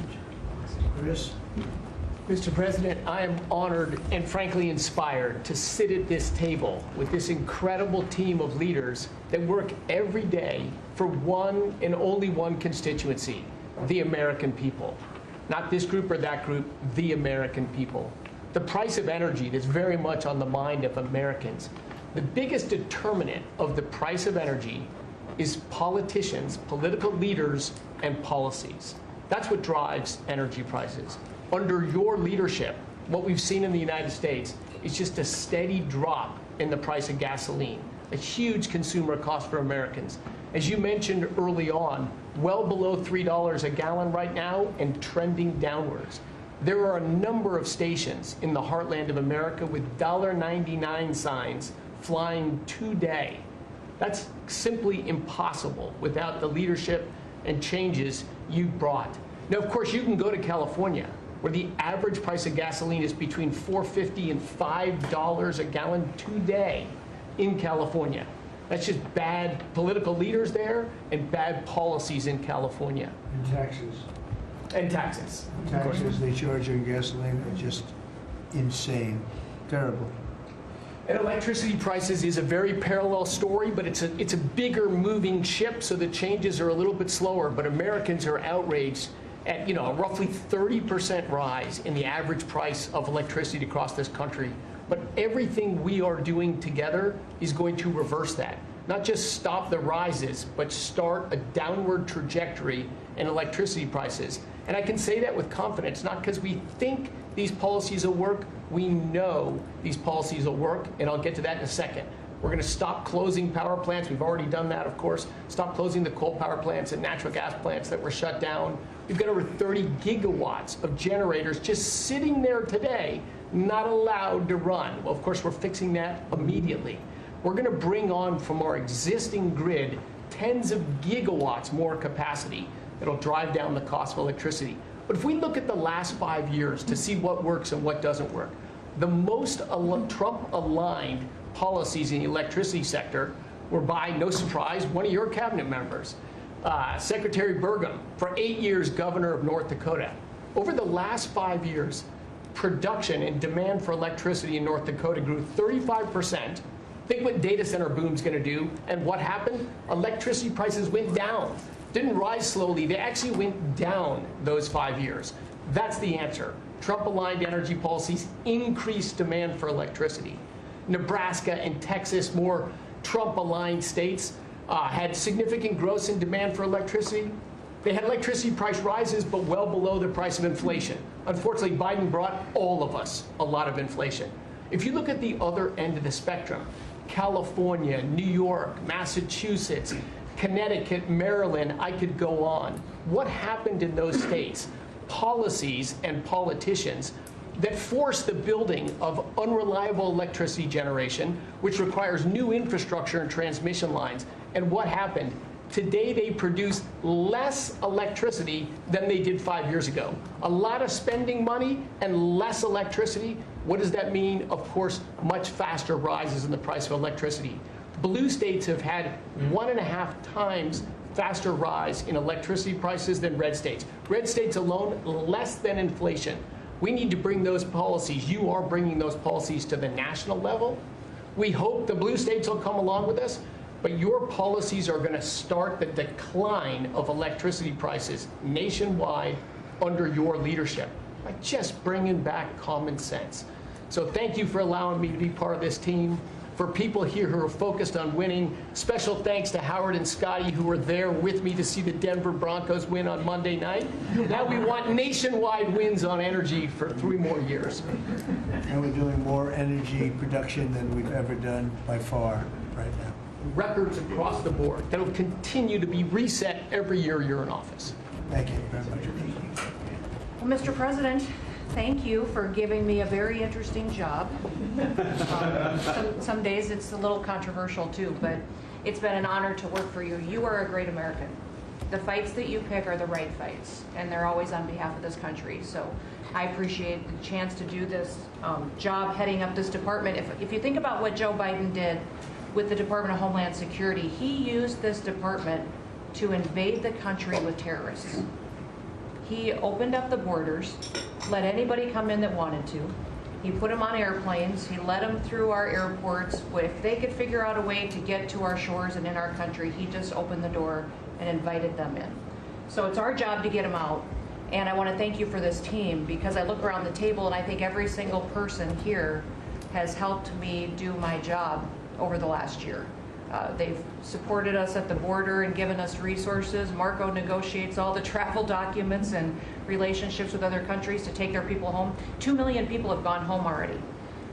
The people that were here illegally, you've removed from our country and sent home. And we're going to send more home for the holidays too, and make sure that they get to be with their families in their countries. Yes. Mostly the bad ones. That's right. Focus is the bad ones. That's right. And there are a lot of them. Terrible, horrible people. And Pam, make sure she's fighting for us in court so that we can get up every day and be bold. We're going to hire our 10,000th ICE officer. Will be on the job within 10 days. So we have hired 10,000. We've had hundreds of thousands of applications. We've got within the department, TSA went through this government shutdown without any delays. They all showed up for their shifts and worked hard doing security. And they have been absolutely fantastic. Sir, you made it through hurricane season without a hurricane. Yeah. And so FEMA, you kept the hurricanes away. So we appreciate that. And FEMA is deploying resources and dollars 150% faster than ever before. So if somebody does have something bad that happens to them, you are immediately there helping them and telling them they have the resources to get back up on their feet. So we have built and deployed hundreds of miles of border already. You have cut the fentanyl flow over the southern border by over 56%.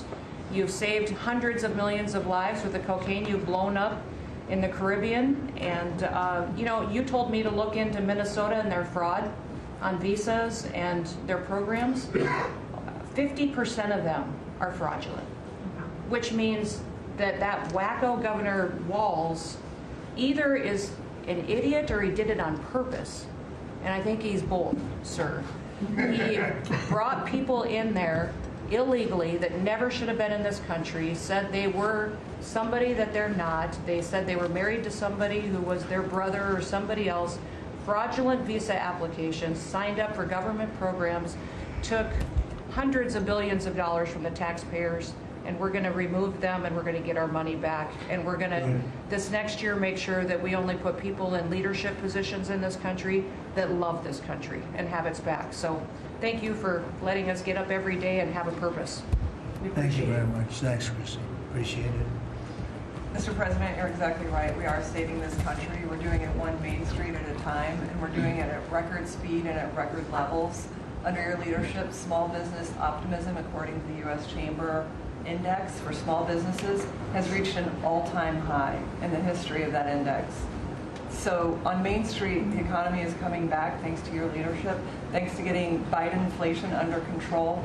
Small businesses' number one concern right now is finding skilled labor, and that's why Secretary Chavez DeRemer and I have entered into an MOU to speed that workforce to small businesses that under this administration are now at record levels. 36 million small businesses have now taken on board, for the first time in the SBA's history, $100 billion. That's $45 billion in small business lending at 85,000 small businesses, most of that under your term, and $52 billion out to small business investment companies. So we are running this agency like the best run bank in the country.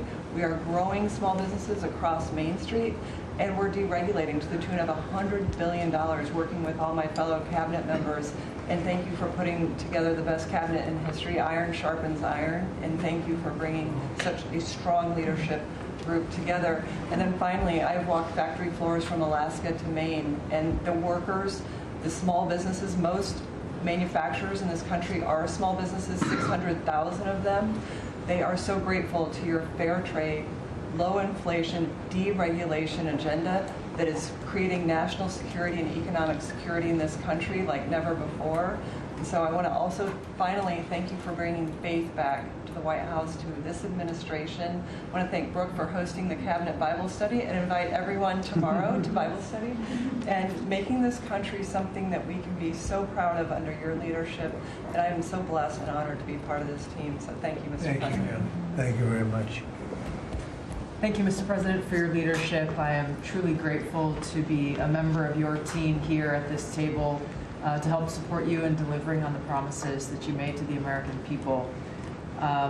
You came in with a very clear mandate of taking on the rampant weaponization, politicization of the intelligence community and federal law enforcement, experiencing yourself, the deep state abusing their power as they have against you, your family, and so many of the American people.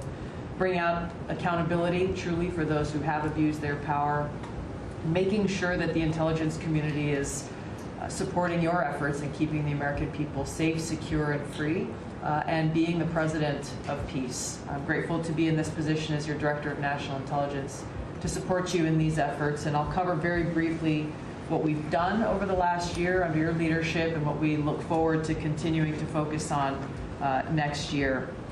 First of all, under your leadership, again, we've taken on a historic effort for transparency, declassification, and exposing these abuses of power by these deep state actors. We've declassified over 500,000 documents, many of which had never been seen before by the American people, put them online to bring about this level of transparency. We formed a weaponization working group, again, to be able to go after a lot of these abuses of power that have never seen the light of day, to support the accountability that under Pam Bondi's leadership in the Department of Justice is coming about. Secondly, bring about reforms to the intelligence community to make sure that we have the most effective and efficient and focused workforce that's really working on bringing about the priorities you have laid out in ensuring our country's security. And lastly, Mr. President, working with many of our partners here around the table is going after these domestic threats.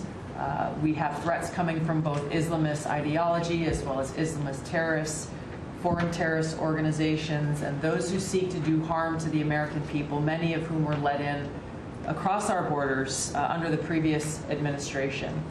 We are focused on these tasks and this imperative for the American people, and just appreciate your leadership, Mr. President, in empowering us to be able to conduct this service. Merry Christmas. Thank you very much. Merry Christmas. That's right. Merry Christmas. Say it loud and clear. Lee?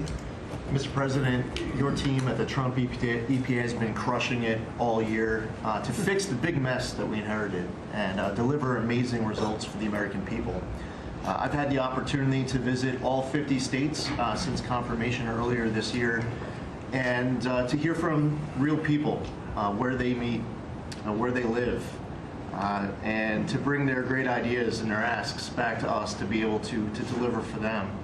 At the Trump EPA, we have proven that you can both protect the environment and grow the economy.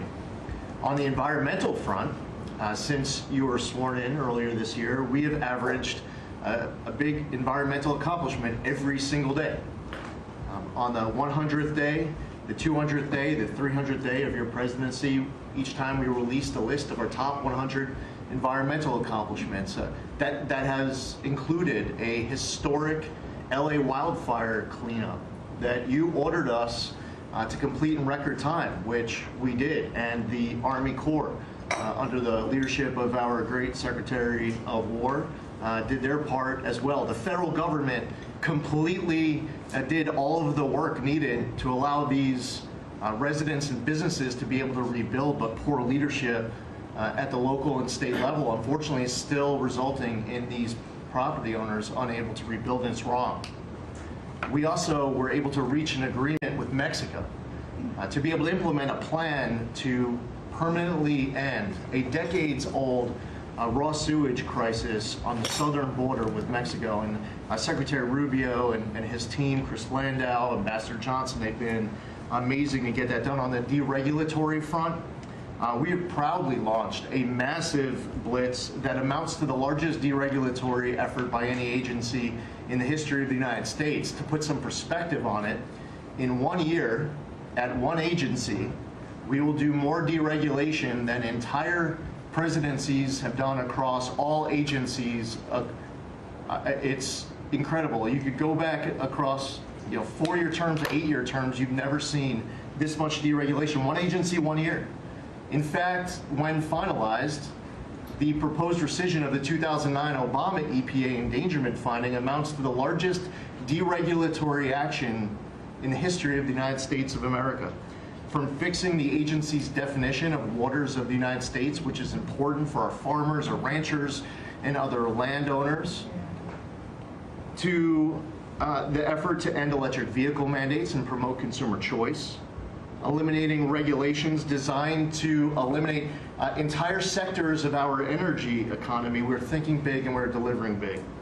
We have reduced terrible derailments on diesel exhaust fluid systems. We're getting water moving faster, new pipelines and power plants built, and we're helping to unleash energy dominance.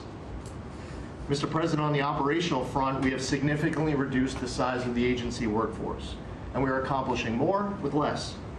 It's all about priorities, and our focus is on fulfilling our statutory obligations, helping to fast-track project approvals that were taking way too long, and closely following the law, as well as key Supreme Court decisions like Loper Bright to overturn the Chevron doctrine. We inherited massive backlogs that we've been eliminating all year long. We've been implementing your executive order to end COVID-era remote work. We consolidated real estate, canceled expensive media subscriptions, and closed a Biden EPA museum that none of you knew even existed. I'm sure none of you actually visited. To put it another way, in 2024, the Biden EPA obligated and spent over $60 billion in 1 year, an agency with an operational budget of about $10 billion a year. In their own words, caught on camera, they were tossing gold bars off the Titanic. wasting precious tax dollars to pay off well-connected Obama and Biden officials. And they were doing it without any apology or regret. The Biden EPA, in fact, was amending grant agreements just days before you came into office to reduce agency oversight. But this year, 2025, at the Trump EPA, similar theme that you'll hear from everyone around this table. With our actions canceling wasteful grants and implementing other measures just mentioned, we have saved $30 billion. They spent over $60 billion. We have saved over $30 billion. The bottom line, by the way, is that the Green New scam is dead. It's a new day at the EPA where we will protect the environment and grow the economy. We will deliver on the Trump mandate every day. And we will fight with just one constituency front of mind, and that is the American people. Thank you, Mr. President, for being willing to take a bullet for this country. And if you were to ask me what I'm grateful for, whether it's a Thanksgiving, it's a Christmas, a Hanukkah, a New Year's, any time of year, the fact that this president, after 4 years serving in office, he could have just left it in the rearview mirror and went on to really enjoy retirement. But he is willing to take a bullet for all of you tuning in at home because he believes in his flag, our freedom, our liberties, and to save the greatest country in the history of the world. So I'm grateful this holiday season for you, Mr. President. You're willing to take a bullet for all of us, and by all of us, it's the American public. Thank you. Thank you. Mr. President, good morning, everyone. Well, in spite of the fact that your charge to me is to fire myself, we've really been incredibly hard at work making sure that we can return education to the states. And as I sit and listen to all the emergencies that we are addressing in this country, from the economy to our borders to everything that we're doing, I would say, sir, that if we do not fix education in our country with this hard reset that you are expecting, I think the greatest national emergency we could face is our education. Because if we are not going to educate our children, we're going to continue to fall behind the rest of the world. When there are only 30% of 12th graders, 8th graders, and 4th graders that can read at proficiency level, that is an incredibly harsh statement to make about our country. And you told me when you first were elected president, and you looked at, I think, right after you took office, the first NAEP scores, which is Nation's Report Card, came out and showed how far down we were in educational proficiency in our country. And not only the NAEP scores, but the international scores as well, showed us about third from the bottom. You told me you were not only embarrassed, but you were angry about this, and that we had to do something to change this in our country. And we took a hard look at it, and you absolutely said the bureaucracy of education in Washington is keeping its thumb on preventing growth where we should have, because it's best handled at the state level. Letting states put their programs in place, and some states are going to do it a lot better than others. But it's not going to happen from Washington, D.C. And when I hear things like, well, with no disrespect to any other country in the world that have really great programs, Germany, Sweden, Norway, I hear about this all the time. Point of fact is, they're this big. The United States is this big. We can't do it from Washington, D.C. It has to be done at the state level. So what we've been doing, as Lori brought up, Secretary of Labor brought up, we have a great working relationship. We have already signed and implemented one MOU or interagency agreement to handle the WIOA program and the Perkins grants to make sure it works. I call these, these are programs, pilot programs that we're putting out there.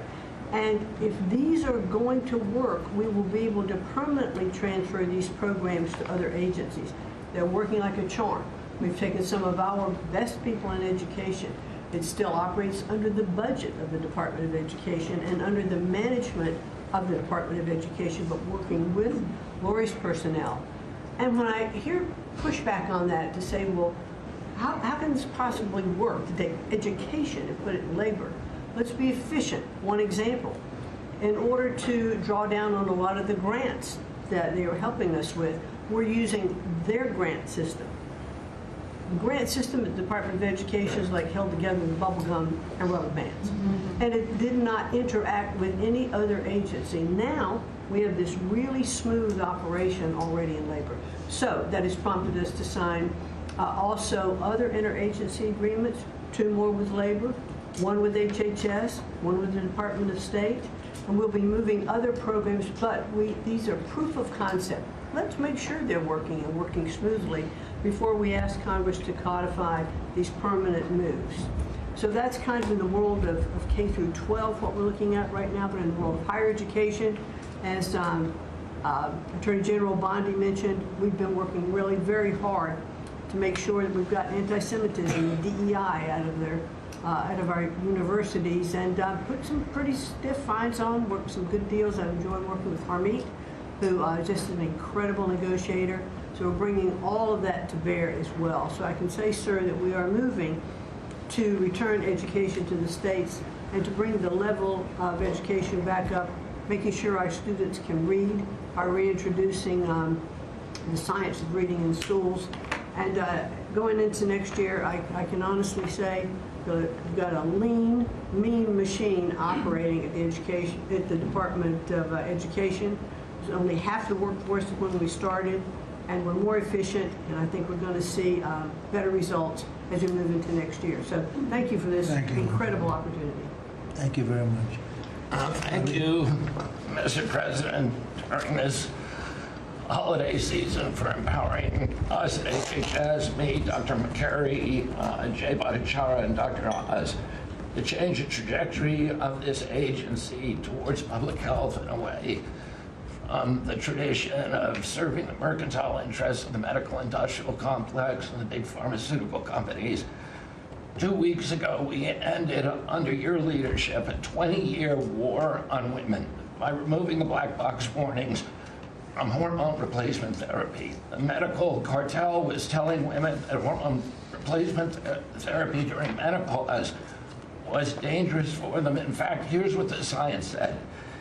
It diminishes the risk of fatal heart attacks by 25%, cardiac disease by 50%, Alzheimer's by 35%, bone fractures by 50 to 60%. It improves appetite, it improves sleep, it improves energy, it improves happiness.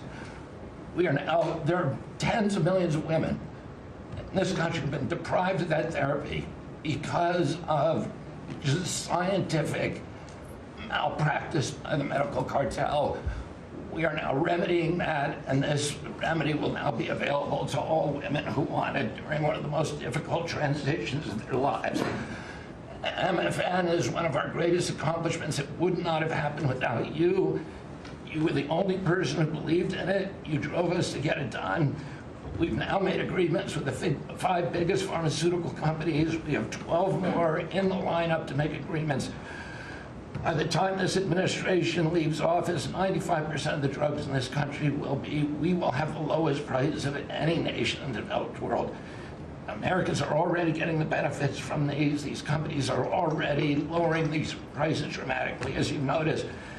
And then this week, Howard at Department of Commerce and Jameson at the U.S. Trade Representative made a bargain with Great Britain to raise their drug prices in conformance with your promise that the Europeans would raise theirs to counterbalance us lowering ours, and therefore we would keep intact the ecosystem of innovation and protect innovation. So congratulations on that, Mr. President. When you first asked me to take this job, one of the first contacts we made was with the leading economics professor, health economics professor at Harvard. And we asked him what's the one innovation that we could do that would most dramatically improve the health care experience for the average American. And he said there's no contest, it's to get rid of prior authorization. Thanks to your leadership, we were able to convene the largest insurance companies in this country and do something that every administration, every Congress has promised for the past 30 years.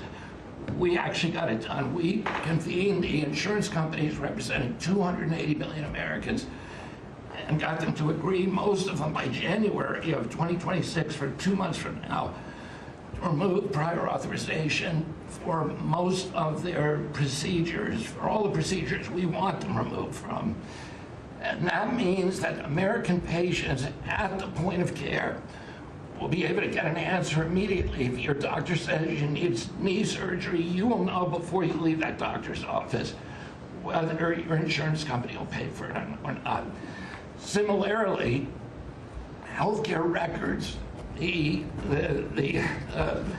tech industry has refused to share healthcare records. You asked us to change that. We convened the 60 biggest tech companies at a conference that you presided over about 2 months ago. We now did a secondary conference, which 400 leading companies all come in and agreed to remove any kind of blockages where individual Americans could get their own health care. Americans own their health care records, yet they were not able to access them. And if you lived in New Jersey and you moved to Oregon and you got injured, you went to a hospital, you would have to spend maybe 45 minutes filling out forms on a clipboard because your doctors there could not get your healthcare records. They couldn't get your blood type, your allergies, all the things that they ought to know immediately so they can save your life. Now that has all changed, and all these companies now have agreed to remove all the blocks on sharing healthcare records. Every American will have their healthcare records available on their cell phones. And it's already happening. In the last 6 months, there have been over 100 times the number of healthcare records shared by hospitals and during the entire previous administration. On deregulation, HHS proudly is now leading the pack, and thank you for your help on that, Russ. But today we announced the revocation of the nursing home rule, which was overburdening rural areas across this country, Indian reservations, with regulations that were going to destroy the nursing home industry in those communities. And that is going to be a $25 billion savings. Those are some of the things that we're doing because of your leadership. President Trump, thank you so much, and Merry Christmas to you. Thank you, Bobby, very much. Great job. Well, Mr. President, you've assembled an incredibly talented group here. If you took a look at this group compared to any Fortune 500 leadership team, any group of startup folks, I mean, this is an amazing group in the breadth of what's being accomplished. And the timing couldn't be better because with your leadership and vision, you've set us up for this age of abundance as we head into next year, the 250th anniversary of this country.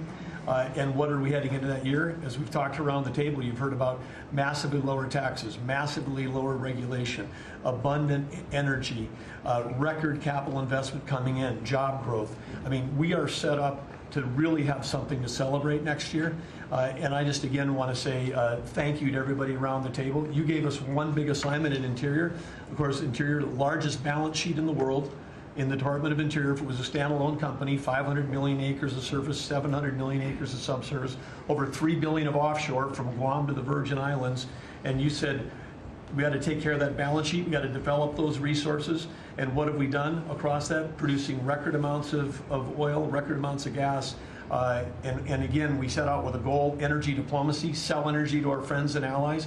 We're exporting a record amount of energy to all of our friends and allies around the world. That's helping do that. And you're giving a gift to America as we head into this.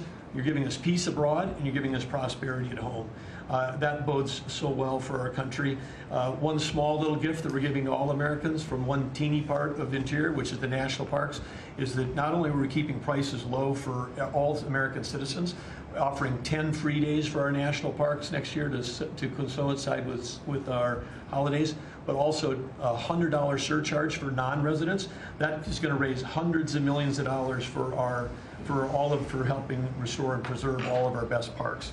So as we close out with it, I want to also say a big celebration going on here in Washington, D.C. We've been thrilled to be part of the National Park Service, the U.S. Park Police, part of this great effort across a number of us on making D.C. safe and beautiful. This will be the safest and most beautiful capital in the world. We are doing so many things, whether it's hundreds of homeless camps, thousands of graffiti sites, cleaning up ponds and fountains, preparing this thing. The United States is never going to be performing better economically. It's never going to be looking better, just like the White House has never looked better, all because of your vision leadership.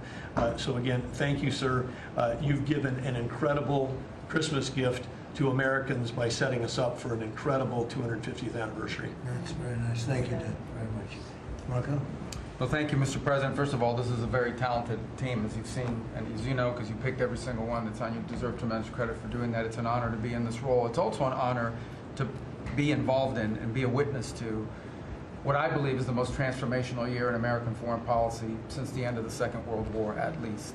And it's transformational because for the first time in a long time, we have a president who basically puts America at the forefront of every decision we make in our relations with the world.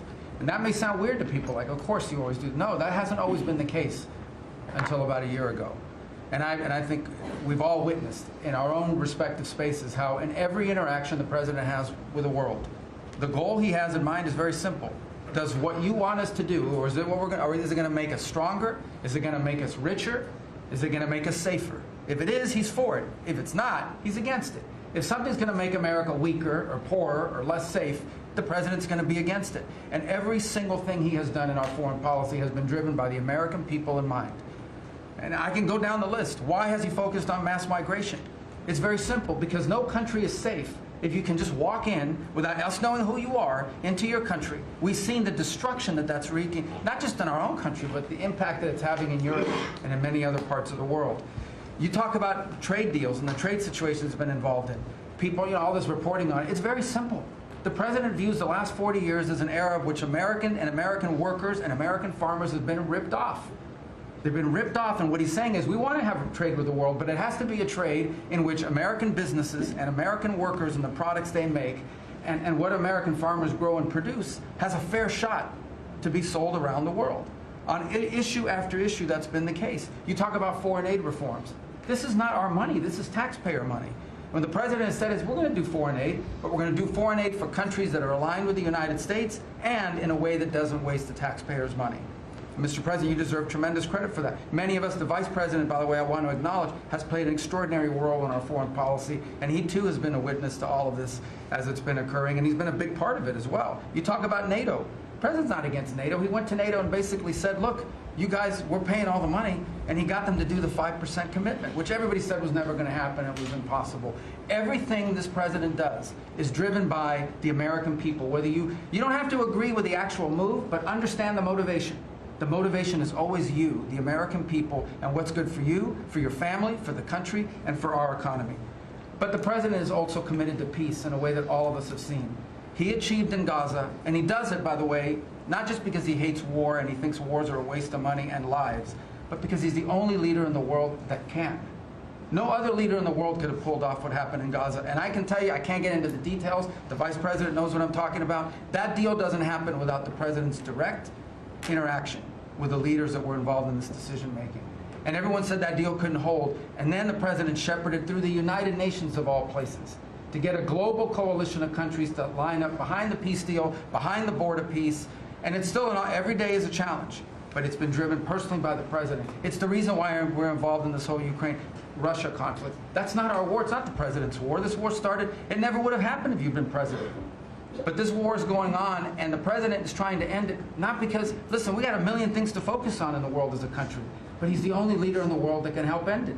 And that's why even as we speak to you now, Steve Woodcock is in Moscow trying to find a way to end this war, to save lives of 9,000 people, Mr. President, as you know, are dying every week. More people are dying a week in that war than have died in the entirety of the U.S.'s involvement in Afghanistan or Iraq. Just think about that, how bloody and destructive it is. The president's taken on this issue of Sudan personally, not send out deputies to do it. Again, far away from the United States, because he's the only leader in the world that can bring it about to an end, not to mention all the other peace deals, very dangerous ones like India and Pakistan, or Cambodia and Thailand. And so on all these things, Mr. President, I think you deserve tremendous credit for the transformational aspect of our foreign policy. For the first time in probably 4 decades, the American foreign policy is driven by what is good for America and Americans, whether it makes us safer and stronger and more prosperous. If it is, he's for it. If it doesn't, he's against it. And that sort of clarity is transformational. I close with this, and I know I'm last, so I wanted to be fast, but there was a lot to cover. I do want to say this is the most wonderful and magical time of the year. By that, of course, I'm referring to the college football playoffs. And I just want to say this as a point of personal privilege. And I'm a Florida Gator, but if the University of Miami gets screwed out of the college football playoffs after going 10-2 and beating Notre Dame, the whole thing should be scrapped, and you're going to have to take over it next year. That's great. Well, thank you all very much. As terrific. I hope it wasn't too long, but it was very concise, and we've done a lot. This group has done a lot. Amazing. Everybody at this table has done a fantastic. And Susie, thank you for doing a great job as our Chief of Staff. First female Chief of Staff in the history of our country, which is pretty amazing when you think of it, right? And she's the best. Thank you very much. Great job.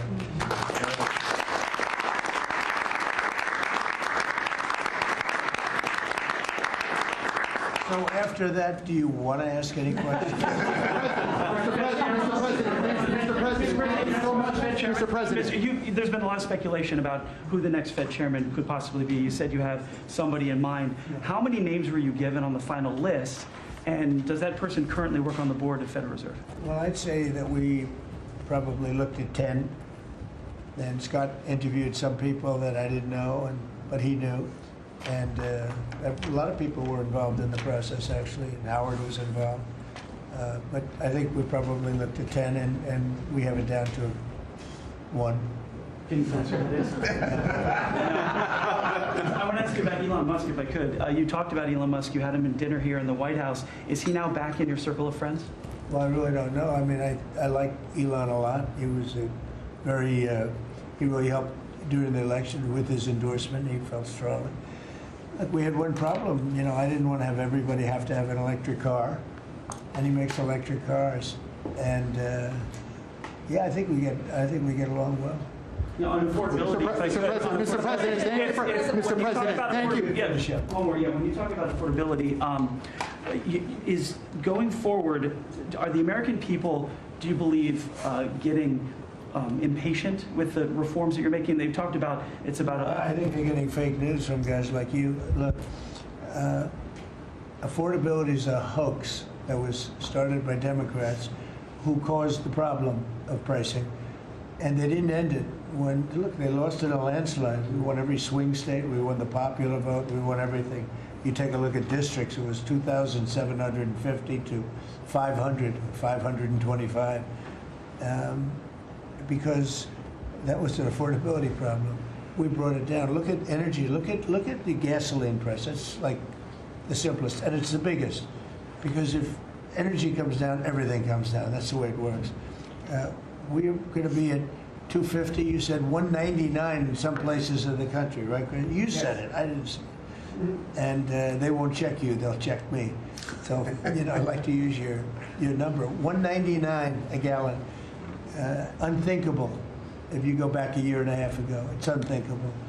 So now we're bringing the prices down, way down. Beef is coming down now. We've done certain magic and beef is coming down. But we inherited horrible prices. We inherited really the worst inflation in history. We inherited that. When I came in, that's what he had. And we fixed inflation. And we fixed almost everything, if you want to know the truth, including 8 wars. We got 1 to go, but including 8 wars. But when they always say, I watched today where they have a race going on right now in Tennessee, and this woman goes, affordability, affordability. They're the ones that caused the problem. The prices were way high. We're bringing the prices down. But they're like scam artists. They're I call them con men and women. They come out, they say affordability, like, oh, I see price. We're going to get prices down still further. But we brought them down from the prices they cost. The reason that they had the highest inflation in the history of our country is because they had the highest prices. But we brought them down, and now we have normal inflation. Yeah, please. Mr. President, thank you so much for taking questions with your assembled cabinet. I wanted to clarify something that you had said on Sunday regarding the boat strikes near Venezuela. You had said that you didn't know if the second strike on that one boat had happened, but you wouldn't have wanted it. Now that your administration has acknowledged that it happened, do you support that second strike? And Mr. Secretary, I want to clarify something you had said in an interview back in September, I believe on Fox News. You said that you had watched that strike live on television. In real time, did you know that there were survivors after the initial strike? Well, look, all I know is this. Every boat that you see get blown up, we save 25,000 on average lives, 25,000 lives. They've been sending enough of this horrible fentanyl and other things like cocaine and other things, but fentanyl right now is the leader of the pack, to kill our entire nation. Because a little speck on the head of a pin can kill somebody. It's very dangerous stuff. I know so many people where their sons were drug addicts. They had one little sample, and they died. They died. They couldn't believe it. As far as the attack is concerned, I still haven't gotten a lot of information because I rely on Pete. But to me, it was an attack. It wasn't one strike, two strikes, three strikes. Somebody asked me a question about the second strike. I didn't know about the second strike. I didn't know anything about people. I wasn't involved in it. I knew they took out a boat. But I would say this, they had a strike. I hear the gentleman that was in charge of that is extraordinary. He's an extraordinary person. I'll let Pete speak about him. But Pete was satisfied. Pete didn't know about second attack having to do with two people. I guess Pete would have to speak to it. I can say this, I want those boats taken out. And if we have to, we'll attack on land also, just like we attack on sea. And there's very little coming in by sea. I think we've knocked out over 90% of it. There's very little, and I understand that. There's very little. We're saving hundreds of thousands of lives with those pinpoint attacks. It's an amazing thing when you see a boat going along, and a lot of the press would like to say they're not, you see the boat, they're not maybe drugs. You see these boats. First of all, who has 5 engines on the back of a boat going in weird directions and loaded up with lots of white containers? They're bags of things. No, they've done an amazing job, and Peter's done an amazing job. Pete, you could probably better answer the question. No, you're spot on, sir. I think you got to start with the baseline, which Marco laid out, everybody's laid out. We've got 20 million people invading our country over 4 years. We don't know where they're coming from. That includes Tren de Aragua and cartels and violent criminals. They bring drugs, and you mentioned it, Mr. President, poisoning, an intentional poisoning of the American people, killing hundreds of thousands of Americans. So the president had the courage to designate these cartels as designated terrorist organizations. Now, a number of us here served in the military and spent 20 years fighting terrorists like Al-Qaeda and ISIS on the other side of the world. How do you treat Al-Qaeda and ISIS? Do you arrest them and treat them, pat them on the head and say, don't do that again? Or do you end the problem directly by taking a lethal, kinetic approach? And that's the way President Trump has authorized the War Department to look at these cartels. And I wish everybody could be in the room watching our professionals like Mitch Bradley, Admiral Mitch Bradley, and others at JSOC and SOCOM and other commanders. The deliberative process, the detail, the rigorous, the intel, the legal, the evidence-based way that we're able to, with sources and methods that we can't reveal here, that make sure that every one of those drug boats is tied to a designated terrorist organization. We know who's on it, what they're doing, what they're carrying. All these white bales are not Christmas gifts from Santa. This is drugs running on 4-motor fast boats or submarines that we've also struck. No one's fishing on a submarine. And I have empowered them to make that call. Now, the first couple of strikes, as you would, as any leader would want, you want to own that responsibility. So I said, I'm going to be the one to make the call after getting all the information and make sure it's the right strike. That was September 2nd. There's a lot of intelligence that goes into that, building that case and understanding that. A lot of people providing information. I watched that first strike live. As you can imagine, at the Department of War, we got a lot of things to do.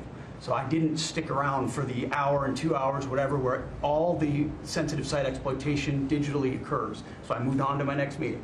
A couple of hours later, I learned that that commander had made which he had the complete authority to do, and by the way, Admiral Bradley made the correct decision to ultimately sink the boat and eliminate the threat. He sunk the boat, and eliminated the threat. And it was the right call. We have his back, and the American people are safer because narco-terrorists know you can't bring drugs through the water and eventually on land if necessary to the American people. We will eliminate that threat, and we're proud to do it. So you didn't see any survivors, to be clear, after that first strike? You personally? I did not personally see survivors, but I stand, because the thing was on fire. It was exploded and fire or smoke. You can't see anything. You got digital. This is called the fog of war. This is what you in the press don't understand. You sit in your air-conditioned offices or up on Capitol Hill and you nitpick and you plant fake stories in the Washington Post about kill everybody, phrases on anonymous sources not based in anything, not based in any truth at all. And then you want to throw out really irresponsible terms about American heroes, about the judgment that they made. I wrote a whole book on this topic because of what politicians and the press does to warfighters. President Trump has empowered commanders to do what is necessary, which is dark and difficult things in the dead of night on behalf of the American people. We support them, and we will stop the poisoning of the American people. And Mr. Secretary, on the second strike, you said it happened more than an hour after the first. Did I hear it correctly? I couldn't tell you the exact amount of time. Minutes, or you went off the room, is what you're saying. I already stated my answer quite clearly. So remember this, we lost last year, I think it was more than that, but you know, people don't like saying it because they always said 100,000, 115,000, numbers we've been hearing for years. So we lost last year more than 200,000 people, dead people, ruined families beyond the 200,000. And those 200,000, that family will never be the same. But these people have killed over 200,000 people, actually killed over 200,000 people last year. And those numbers are down. Those numbers are down. They're way down. And they're down because we're doing these strikes, and we're going to start doing those strikes on land, too. You know, the land is much easier. It's much easier. And we know the routes they take. We know everything about them. We know where they live. We know where the bad ones live. And we're going to start that very soon, too. Mr. President, thank you so much, Mr. President. You know what? When we start that, we're going to drive those numbers down so low. And then you're going to have families be able to live without the fear of their son or daughter just having a pill to have a little fun and ending up dying within a period of 60 seconds, right?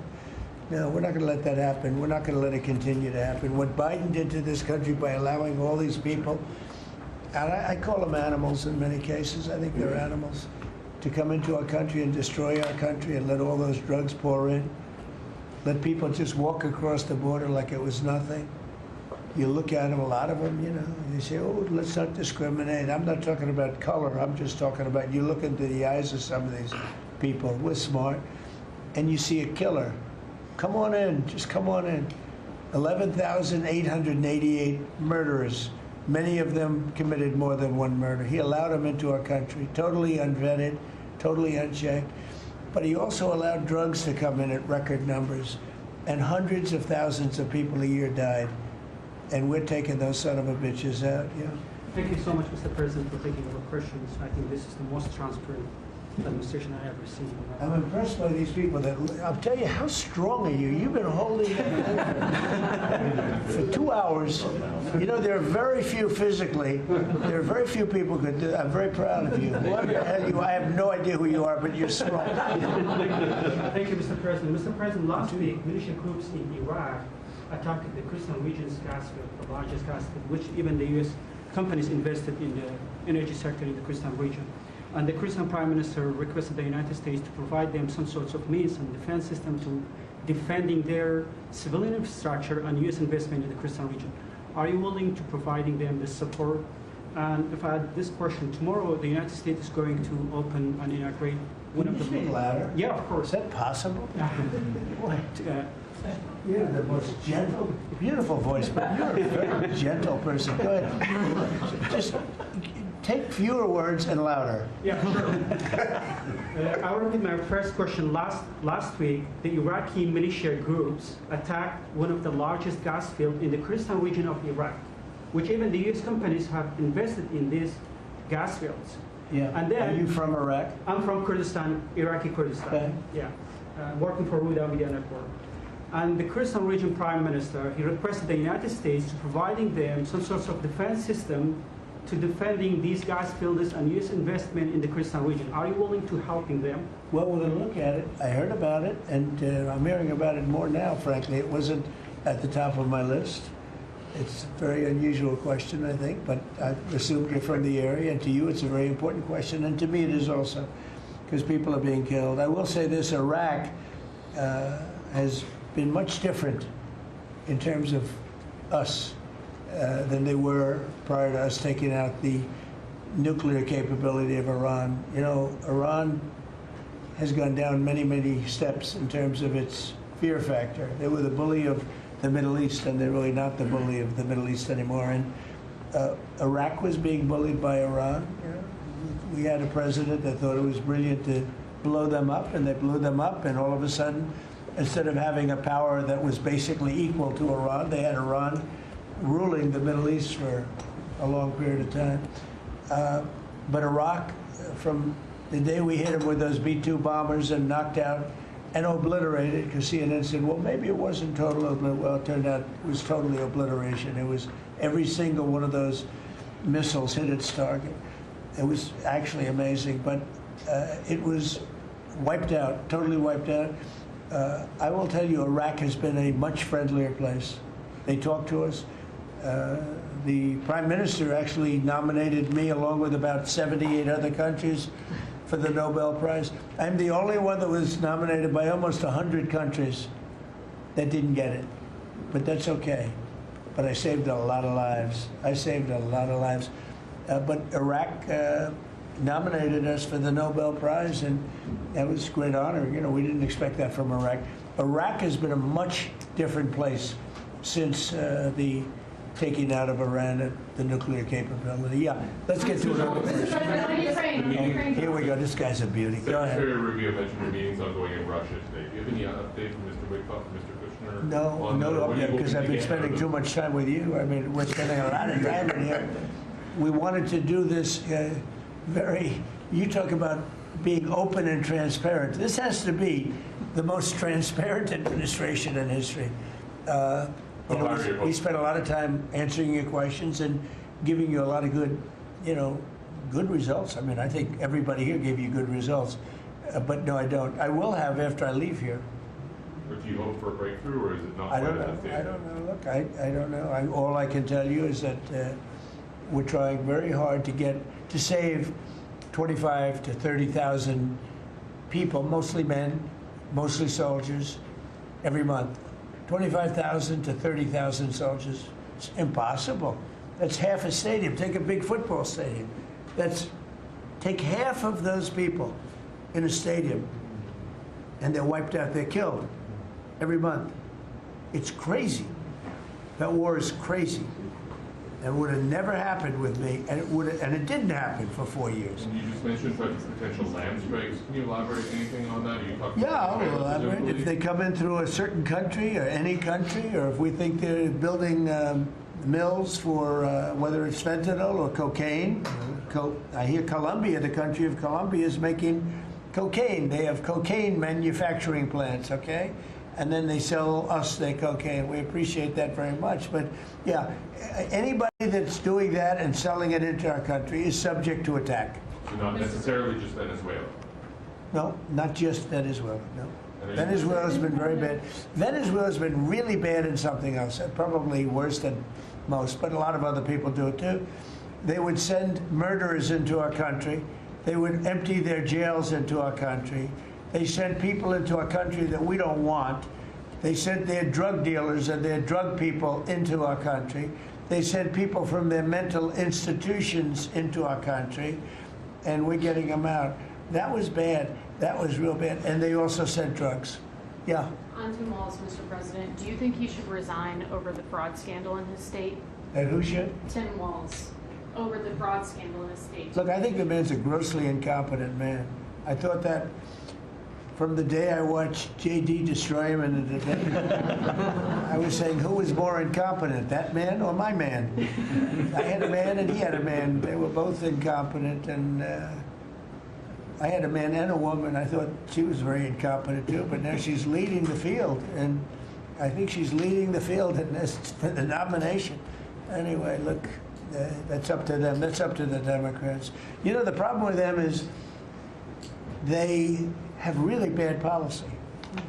And I'm not going to say what it is because I don't want them to change it necessarily. Because I want to run against it, whether it's not going to be me, it's going to be somebody that's going to probably sitting at this table.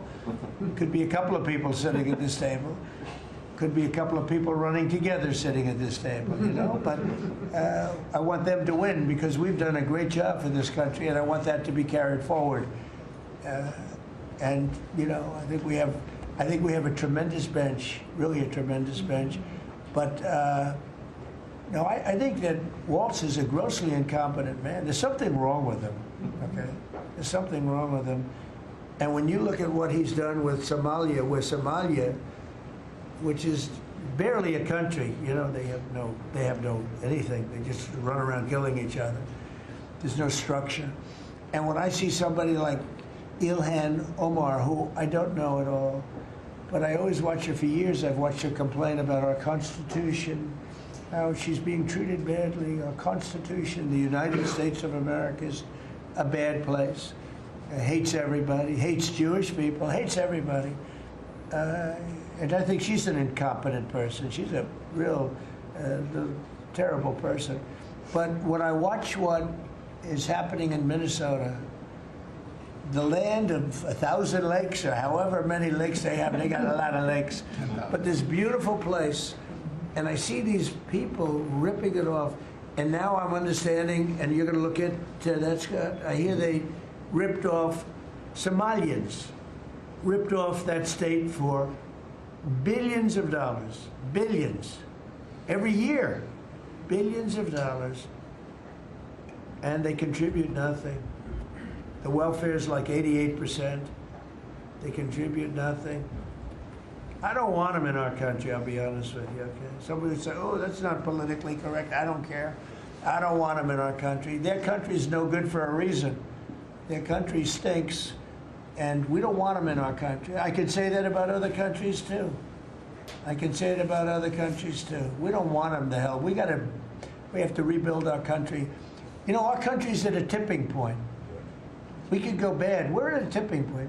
I don't know if people mind me saying that, but I'm saying it. We could go one way or the other, and we're going to go the wrong way if we keep taking in garbage into our country. Ilhan Omar is garbage. She's garbage. Her friends are garbage. These aren't people that work. These aren't people that say, let's go, come on, let's make this place great. These are people that do nothing but complain. They complain. And from where they came from, they got nothing. You know, they came from paradise, and they said, this isn't paradise. But when they come from hell, and they complain, and do nothing but bitch, we don't want them in our country. Let them go back to where they came from and fix it. Thank you very much, everybody.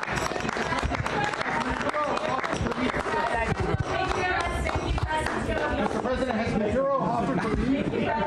Yes. Come this way. Come. Thank you, Press. Thanks, guys. Thank you. Thank you, Press. No, let's go. Thank you. I'm waiting for Thank you. Hey, guys, keep going around to the right. Okay. Thank you, guys.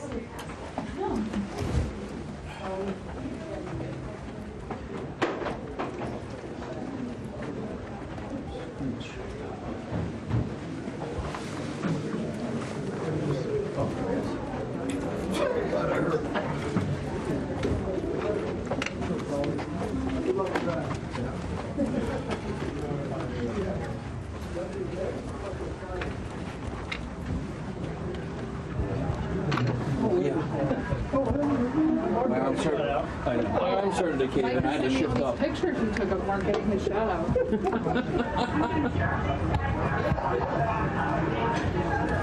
Well, at least he named you there. Yeah, 2 minutes before I hit the chandelier, right? That's where you started. I asked you a couple times. I'm just used to doing that.